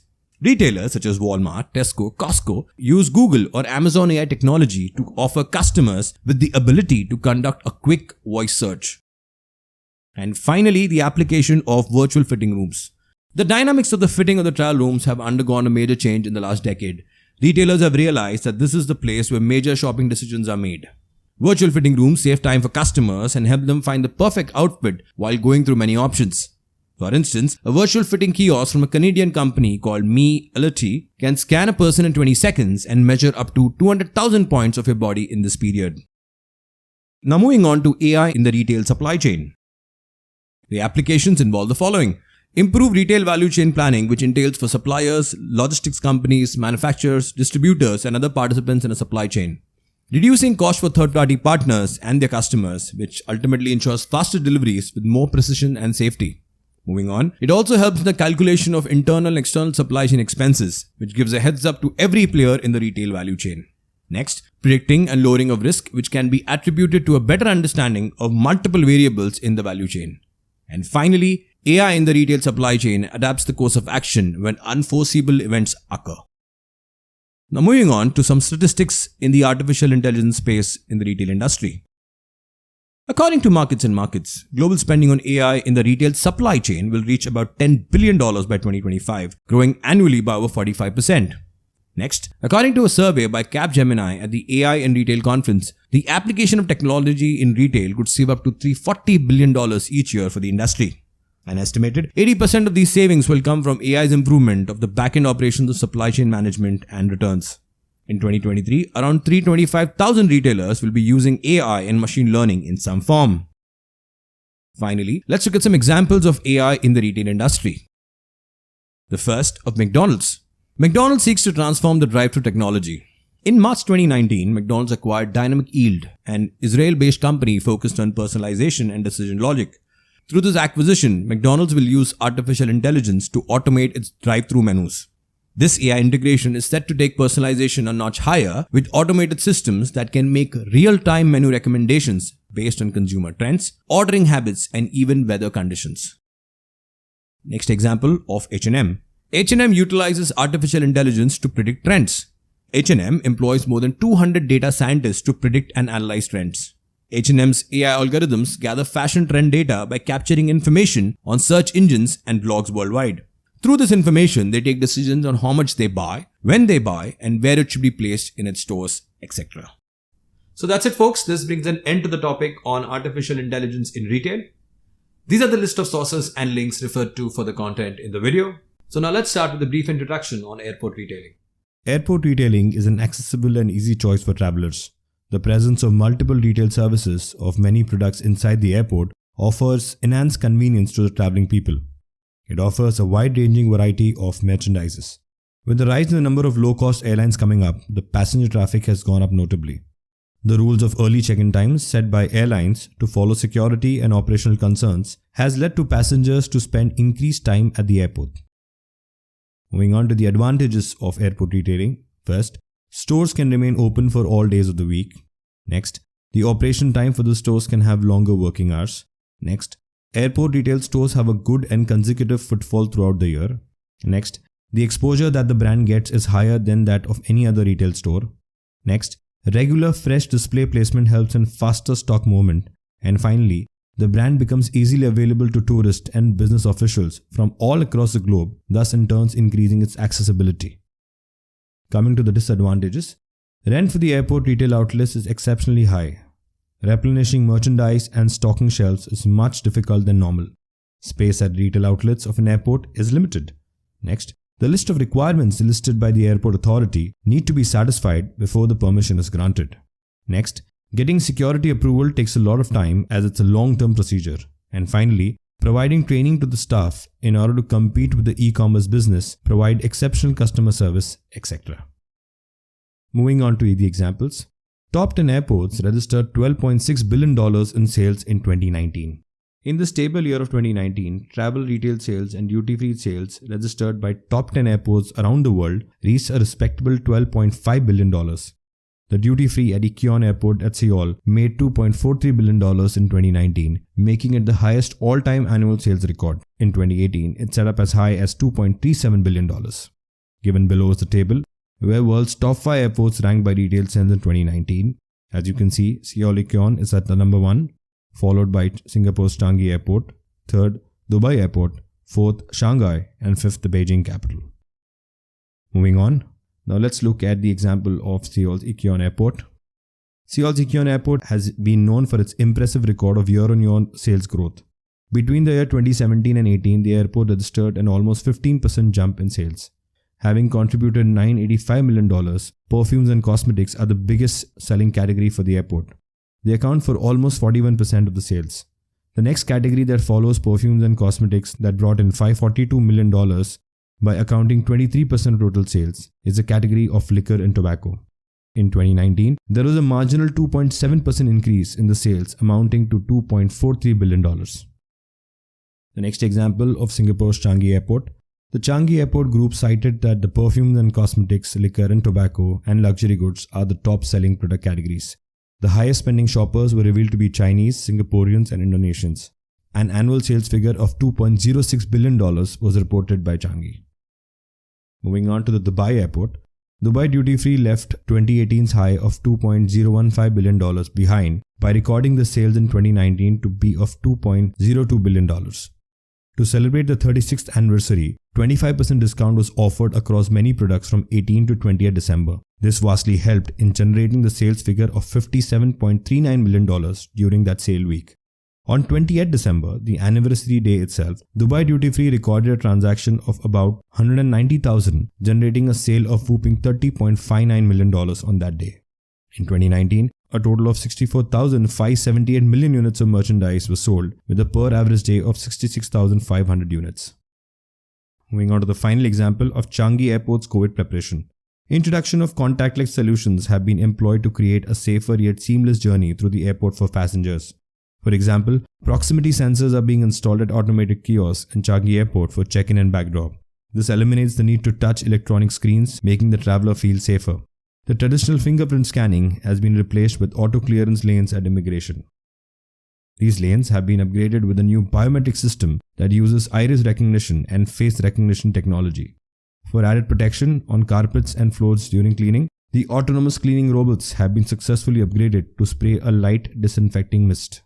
Ultraviolet LEDs used are currently being tested to disinfect the handrails of escalators and travelators.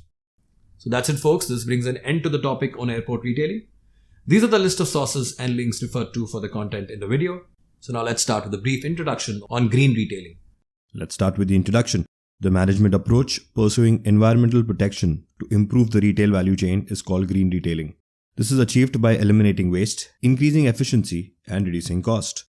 The two major drivers are: first, consumers are becoming aware of eco-friendly goods and services and are willing to spend extra money on green and organic products. This is sometimes seen as an opportunity to expand their offerings.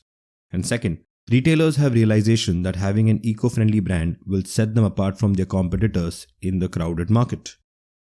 Some of the green retailing practices of retailers are: first, shipping products in less elaborate packaging and considering a switch to less wasteful suppliers.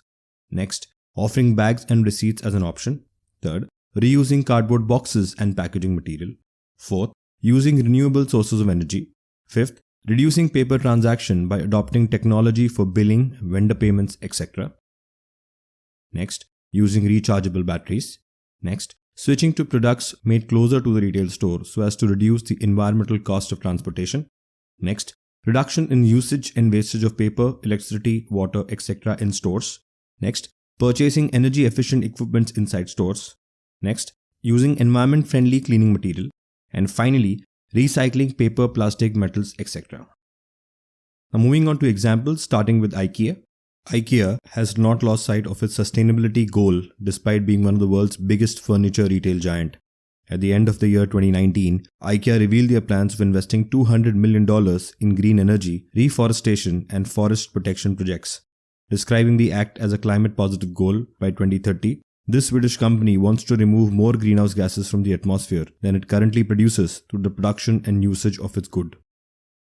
Moving further, IKEA is dedicated to use sustainable wool and cotton and slowly phasing out single-use plastic from its stores. It has switched its entire lighting rates to energy-efficient LEDs already. The company also stresses in sourcing its edible products from suppliers who follow sustainable farming practices along with other sustainable initiatives. Moving on to the other example of Lush. Lush Cosmetics, an all-natural bath and body brand, inspires worship from beauty bloggers everywhere for the wide product range of shampoo, fragrances, massage bars, bath bombs and more. It is a voracious advocate against animal testing. A full 100% of its products are vegetarian. 89% of its lineup is vegan.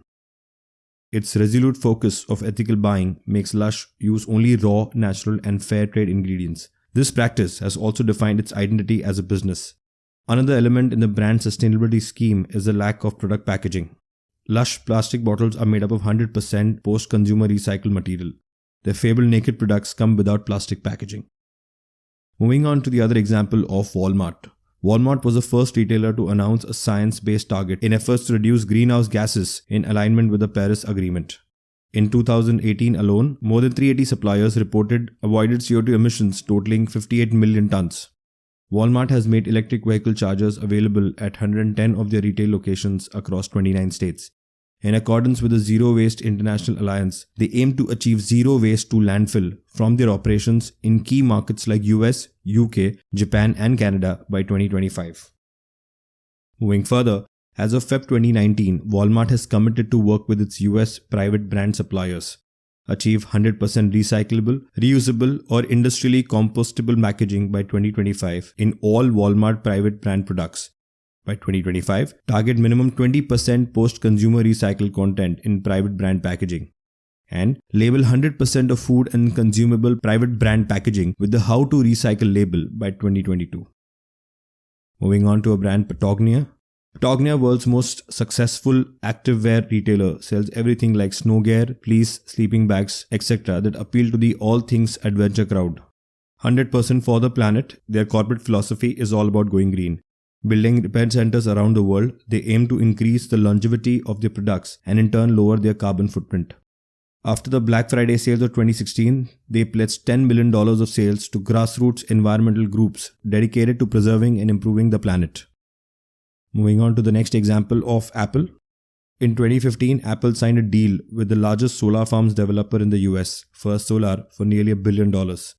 Apple powers all of its California stores, offices, data centers, and headquarters with solar energy. This makes it the largest solar procurement deal for a non-utility company in history. Focusing on sustainability of products and packaging, the Apple Renew program encourages recycling of old or used Apple devices. The paper used in the packaging of Apple products is 99% recycled or sustainable. And the final example of Amazon. Jeff Bezos, the CEO of Amazon, says the company is committed to meet the goals of Paris Climate Agreement 10 years early. The company has agreed to purchase about 100,000 electric delivery vans from their vehicle manufacturer Rivian as a part of the plan. By 2024, 80% of Amazon energy use is expected to come from renewable sources. The company claims a transition to zero emission by 2030. So that's it, folks. This brings an end to the topic on green retailing. These are the list of sources and links referred to for the content in the video. Human resource professionals' primary focus in the retail industry is people. in order to serve the company's customers better. For the HR professional, this means having the right talent, attract talent, ensuring talent is trained, engaged, and retained through appropriate policies. If the employees whose duty is to convince the shopper and make them buy are not trained and motivated, results will not be as desired. Moving on to the functions of human resource objectives in retailing. The first, functional objectives. Functional objectives help a retailer to enhance the role of its employees within the organization through provision of information, advice, facilities, and training. The store employees stand on their feet from 8 to 9 hours a day, thus making the job physically demanding and expressively draining. Retailing is therefore termed as a hard and rigorous business.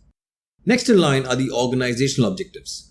It involves HR planning, maintaining good relations with employees, selection, training and development, appraisal and assessment. The HR department coordinates the activities of the rest of the organization to achieve the organizational mission. Moving on to the third objective, social objectives. The retailing segment entails direct interaction with its customers. Hence, it is important for a retailer to satisfy the existing needs and wants of the society. The organization which ignores this aspect may soon find itself out of competition. And finally, personal objectives. Personnel objectives of the employees must be fulfilled if a retailer is serious about long-term survival of its organization. If organizational efforts are only directed towards profit maximization, sooner or later it will become difficult for the retailing firm to retain or maintain its employees. Moving on to human resource functions in retailing. They start with the job analysis and design, followed by recruitment, selection, placement, training and development, performance management, compensation and benefits, which include salaries, and finally, labor or worker relations. Let's take a quick stab at each one of them, starting with job analysis and design.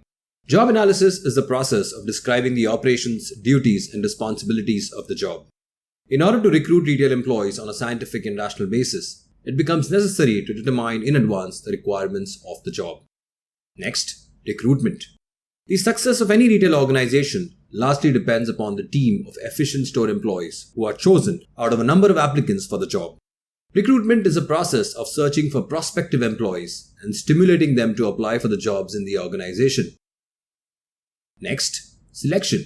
Once the recruitment process is rolled out, it is followed by the stage of selection. Selection is a process by which qualified and suitable store employees are selected based on their skills, abilities, and capability. Next, placement. Placement means offering of the job to the finally selected candidates. Once selected, the candidates are placed on the jobs according to their capabilities and organizational requirements. Keep in mind, this stage is very important because if there is misplacement of employees on different jobs, they might quit early. Moving on, training and development. After selecting the most suitable and eligible candidates in the organization, the next step of human resource department are to arrange for the training. All types of jobs require some type of training for their efficient performance, and therefore, all employees, new or old, should be trained from time to time. Next, performance management. Performance management entails evaluating the performance of each employee based on quantitative factors such as targets achieved. Evaluating performance of employees periodically allows retailers gain access to the reliable, timely information that drives better decisions when concerned with employees. Next, compensation and benefits. Compensation and benefits are not only the concern of the organization, but are equally important for the workers and employees to maintain their social image. Its main objective is to establish a fair and equitable remuneration to all and provide incentives for greater employees' productivity. For effective implementation of compensation plans, the HR department should be aware about benefits given to the employees in similar kind of other retail organizations. And finally, the term labor relations. The HR manager is responsible for the control of labor, that means workers and employees. Employees differ in nature and therefore it is but natural that due to any communication gap, labor relations may spoil within the organization. Thus, it is the responsibility of HR manager to maintain harmony and relations in the organization. Now moving on to several examples in the HRM space in the retail industry, starting off with Nike. Amidst the after effects of the pandemic, Nike gave their staff a week off to support their mental health. Head office employees at Nike were allowed to take a week off to support their mental health before they returned to work amidst the pandemic. Nike's head of insight, Matt Marazzo, had a few words. He said, "Do not work," adding that past year has been rough and members of staff were living through a traumatic event. Take the time to unwind, de-stress and spend time with your loved ones. It's not just a week off for the team. It's an acknowledgement that we can prioritize mental health and still get work done. Moving on to the next example of Walmart.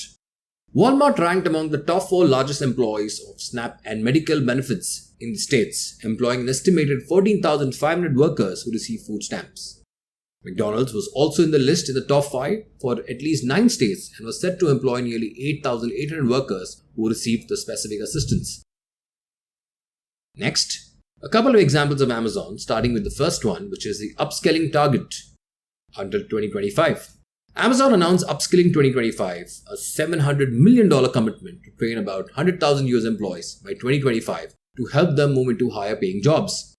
Since the launch of Upskilling 2025 in 2019, more than 70,000 employees have participated in Amazon's upskilling programs. Next, Amazon to reimburse travel for abortions. Amazon will pay up to $4,000 in travel expenses annually for employees to undergo abortions and other non-life-threatening medical treatments. The company already pays about $10,000 in annual travel reimbursements for urgent, life-threatening medical issues. Moving on to the next example of Starbucks. First, Starbucks employee discount. Starbucks employees discount comes in at a very solid 30% off. That means the employees get a 30% discount on all drinks when they are not working as well as on their retail merchandise. Next, from Starbucks is the free tuition. Via the Starbucks College Achievement Plan, employees are eligible for free tuition to Arizona State University via their 4-year online bachelor degree program. Starbucks reimburses any tuition cost not covered by the need-based financial aid and giving it directly in the paycheck near the end of the semester. And the final example of Gymshark. Gymshark's Innovation Hub for Employees. In 2019, Gymshark launched a 55,000 square feet innovation hub in Solihull, which entails a $5 million creative studio and a fitness center focusing on employee well-being. The former warehouse facility has been split into several spaces dedicated to a variety of activities. It took 22 weeks to transform the facility into a vast studio space, complete with the state-of-the-art gym, high-tech photography studios, and a 100% auditorium. There is also an R&D factory and multiple content studios to support Gymshark's active social media presence. That's it, folks. This brings an end to the topic on HRM in retail. These are the list of sources and links referred to for the content in the video. So now let's start with a quick introduction on career options in retailing. Retailing, being labor intensive, offers positions for everyone regardless of age and eligibility. With hundreds of retailers entering the retail industry every year, and with many retailers becoming international, the openings in retail industry are growing rapidly. Not only in marketing and selling, but also in other areas such as data maintenance, operations cell, accounts and finance, etc. offers growth opportunities. This chapter is an attempt to know what kind of career options exist in retailing and who is eligible for them. Moving on to recruitment of retail staff. Recruitment is part of selection drive whereby a retailer generates a list of job applicants. The list is generated from various sources like walk-in interviews, educational and vocational institutions, and placement agencies. Besides this, unsolicited applications, employees' reference, and ex-employees who are looking for better jobs and advertisement are also used to select retail store employees. Well, there are two kinds of sources from where you can recruit retail staff. First one being external sources. These include educational and vocational institutions, advertisements in newspapers, journals, magazines, and internet, placement agencies, unsolicited applications like walk-in interviews, and miscellaneous sources such as employees of wholesalers, manufacturing distribution agents. Moving on to the internal sources. These include first, employee references. They could be friends or relatives which are known, they provide loyal staff, and they are cost effective. Before recruitment, employee's current position, honesty, and judgment of present employee is vital. Next, current and former staff. Promotion within the employees, good for motivating staff, cost effective, and save expenditure on training. Now moving on to career options in retailing. In the retail industry, most college graduates begin their retail careers as corporate staff or departmental floor staff. But for certain positions such as auditor, audit manager, store manager, marketing or sales manager, retail firms look for postgraduate students having degree diploma in concerned field. In retail, usually opportunities exist in these areas: store management, merchandise management, corporate staff, and floor staff. Let's look at each one of them quickly, starting with store management. Under store management, there are several career options, starting with assistant store manager. Their job is to help implement merchandising strategies and policies, interview, hire and train sales personnel, take inventory and order supplies. Next, department manager. Responsible for department's merchandise display and analyzing merchandise flow and training and direction of the sales staff. They also assist buyers in selecting merchandise for branch stores. Next, divisional merchandise manager. That is, to plan, manage and integrate buying for an entire merchandise division. Could be comprising many departments. Next, group manager. To manage a number of department stores in different merchandise classifications. To train, supervise and evaluate these department managers. Next, management training. First position for most college graduates entering retailing. Involves company orientation classroom and on-the-job training and close contact with buyers and group managers. Next, public relations director. To keep public aware of the retailer's positive accomplishment. To measure public attitudes to maintain a favorable image of the company. Next, salesperson. To enable customers to make proper choices. To handle minor complaints, to stock some items, set up some displays, and to note understocked items. May also involve to serve as a cashier. Next, sales promotion manager. To plan and enact special sales themes, sales promotion tools such as contest. And finally, store manager. To oversee all store personnel and operations in a given outlet. To coordinate activities with other units in a chain, responsible for customer service, and to implement merchandising and human resource policies. Moving on to the broader role of merchandise management. These include, first, assistant buyer. That is to work under the supervision of department manager and to assist in managing personnel, controlling inventory, and to order suppliers. Next, catalog buyer. To select merchandise for inclusion in catalog, work with vendors, order catalogs, and monitor order fulfillment, particularly timely shipments. Next, merchandise administrator. To coordinate and evaluate and work with buyers in several related merchandise classification, probably in a division. Next, merchandise analyst. To plan and evaluate merchandise allocation to stores to ensure items are shipped at the right time, in proper amounts, and with the right assortment strategy based on trend. Their job also entails to monitor recorder systems. Next, merchandise manager. To coordinate selling efforts among different departments and to act as a liaison between store manager and buyers. It's similar to group managers, but they are expanded merchandise responsibilities. And finally, operations manager. Responsible for receiving, checking, marking and delivering merchandise, customer service, workroom operations, and maintain the retailer's physical plant. Next, corporate staff. The first, accountant, typically internal, that is to record and summarize transactions, to verify reports, to provide financial information, budgets, forecasts, and comparison reports. Next, advertising manager. To develop and implement an advertising program, to determine media, copy and message frequency, to recommend ad budget and choice of ad agency. Next, auditor, internal in this case. Their job is to analyze data, interpret reports, verify accuracy of data, and monitor adherence to retailers' regular policies and practices. Next, credit manager. To supervise the credit processes including credit eligibility, credit terms, late payment fees, and consumer credit complaints. Next, data processing manager. That is to oversee daily operations of the computer facility, to generate appropriate accounting, credit, financial, inventory, and sales report, and to recommend hardware and software. And finally, security supervisor. Responsible for maintaining pilferage among employees and customers, to recommend security systems and procedures to manage a retailer's security personnel. And finally, floor staff. Be it food and beverage retailing, shoe and clothing retailing, or luxury retailing, without the positive contribution of floor staff, selling goods is not only difficult but a hard nut to crack. The retail business industry provides merchandise and services directly to customers. The floor staff is accountable for making certain that customers receive reasonable services and worth goods. They also respond to customers' inquiries, collect ideas, and handle complaints. Retail controllers and managers administer the work of floor staff, salesperson, cashiers, customer care executives, and store employees. So that's it, folks. This brings an end to the topic on career options in retailing. These are the list of sources and links referred to for the content in the video. Ethics is a branch of philosophy that deals with values relating to human conduct with respect to right or good and wrong or bad actions. Ethics is derived from the Greek word ethics, which means character. Here, ethics relates to retailers' moral principles and values. The retail industry is the first link in the distribution chain from the customer's point of view. It is therefore vital for retailers to act in an ethical manner because they affect the lives of many people. Moving on to ethical issues in retailing. First, ethical practice towards customers. The retailers should charge fair price for the products offered to them.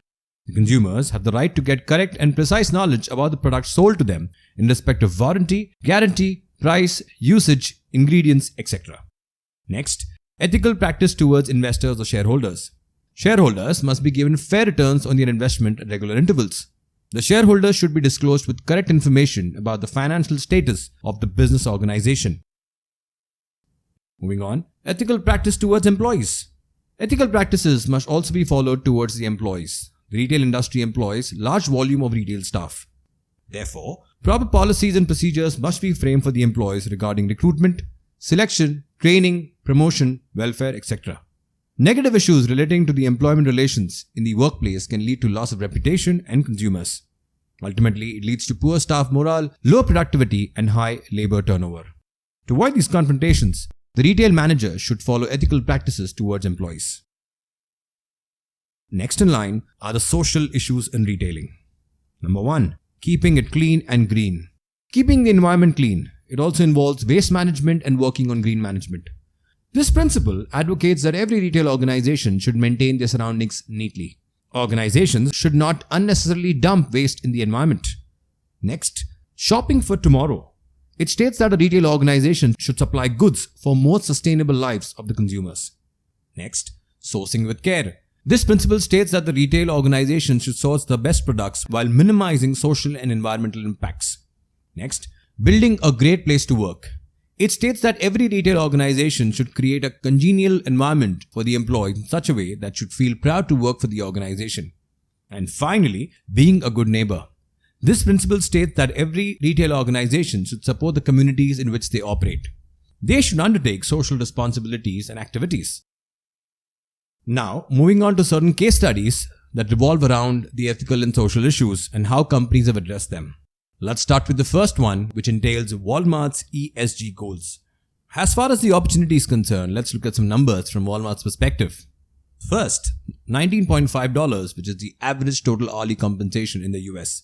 Next, more than 300,000 US associates promoted to jobs of higher pay and greater responsibility. Next, more than $2.8 billion in bonuses paid to US hourly associates. Next, over $100 million over 5 years committed by Walmart and the Walmart Foundation to create the Center for Racial Equity.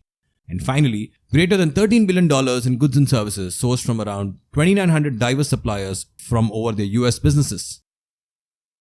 Moving on to sustainability goals from Walmart. First, targeted zero emissions, without offsets across the company's global operations by 2040.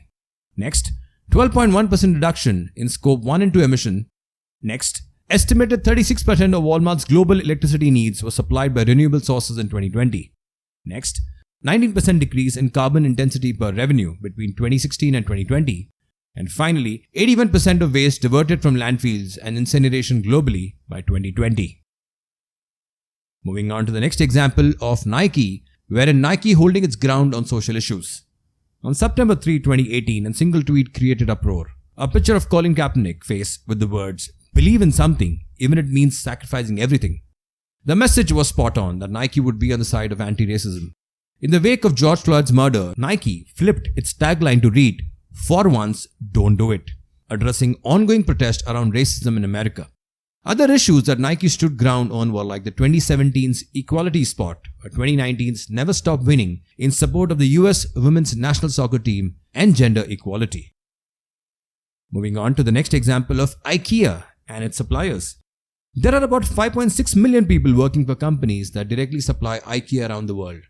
In order to make sure that they are all treated fairly, IKEA in 2020 launched iWay, the IKEA Supplier Code of Conduct. All suppliers must comply with iWay requirements, otherwise they are phased out. IKEA suppliers are also responsible for communicating iWay to their sub-suppliers. For instance, in the Chinese market, IKEA has worked with approximately 400 Chinese suppliers to implement the so-called full iWay. The terms entail limits on working time to a maximum of 40 hours per week and 36 hours of overtime per month. This ultimately led to increase in work efficiency and new ways of working. Next, IKEA and social entrepreneurs. Introduced in 2012, IKEA has several ongoing partnerships with social entrepreneurs employing local artisans in weak communities around the world. The social enterprises IKEA partners with are mainly self-help groups and women-oriented cooperatives. For instance, An Instance is a limited edition handicraft collection created with social entrepreneurs in India as well as 2 other countries. The items stand out for their collaborative, social-minded values as much as for the quality of design and hand finishing. Moving on to our next example of Starbucks and its plans to eliminate their famous single-use cups. In early 2022, Starbucks unveiled steps to reduce its disposable cup use. By the end of 2023, Starbucks customers will be able to use their own personal reusable cups for drive-thru and mobile orders in the United States and Canada. That includes drive-thru and mobile orders which are currently excluded. Did you know? Single-use cups account for 20% of the company's global waste, which ultimately snowballs into 7 billion disposable cups every year. Moving on, the company has a goal to cut its waste and carbon emissions from direct operations in half by 2030. Disposable cups and lids make up to 40% of the company's packaging waste, according to its Chief Sustainability Officer, Michael Corbry. The company is testing borrow a cup programs in Japan, Singapore, and London. In South Korea, in fact, Starbucks has already pledged to discontinue single-use cups entirely by 2025. Moving on to our next example of McDonald's. McDonald's to phase out plastic toys and Happy Meals. Did you know? McDonald's sells more than 1 billion toys each year. The company is working with toy companies to develop new ideas. The ideas include 3-dimensional cardboard superheroes kids can build, or board games with plant-based or recycled game pieces. In fact, in the United Kingdom and Ireland, McDonald's restaurants are only offering soft toys, paper-based toys, or books. Next example of Walmart, where it saves millions by cutting cost. Walmart changed the way it buys shopping bags and saved about $60 million. The retailer said that it saved $60 million annually by changing how it buys shopping bags. Additionally, it is making workers' vests out of recyclable materials, thus cutting costs by 15%. It also previously stated that it was saving about $200 million by changing the light bulb in stores and parking lots, and another $20 million by using a new floor wax. And to our final example of Amazon. Amazon and the worker safety issue. Most of Amazon's biggest environmental, social, and governance issues stems from its own workers. The National Council of Occupational Safety and Health recently included Amazon in its Dirty Dozen list of most dangerous employers in the United States. Amazon warehouse working conditions and worker injuries have been a constant source of tension between the corporate giant and its critics. Worker safety is an often overlooked element of ESG, and it is one of Amazon's biggest and hardest to solve issues. So that's it, folks. This brings an end to the topic on retail management. Do subscribe to our channel to witness such videos daily. Thank you and stay tuned for more videos.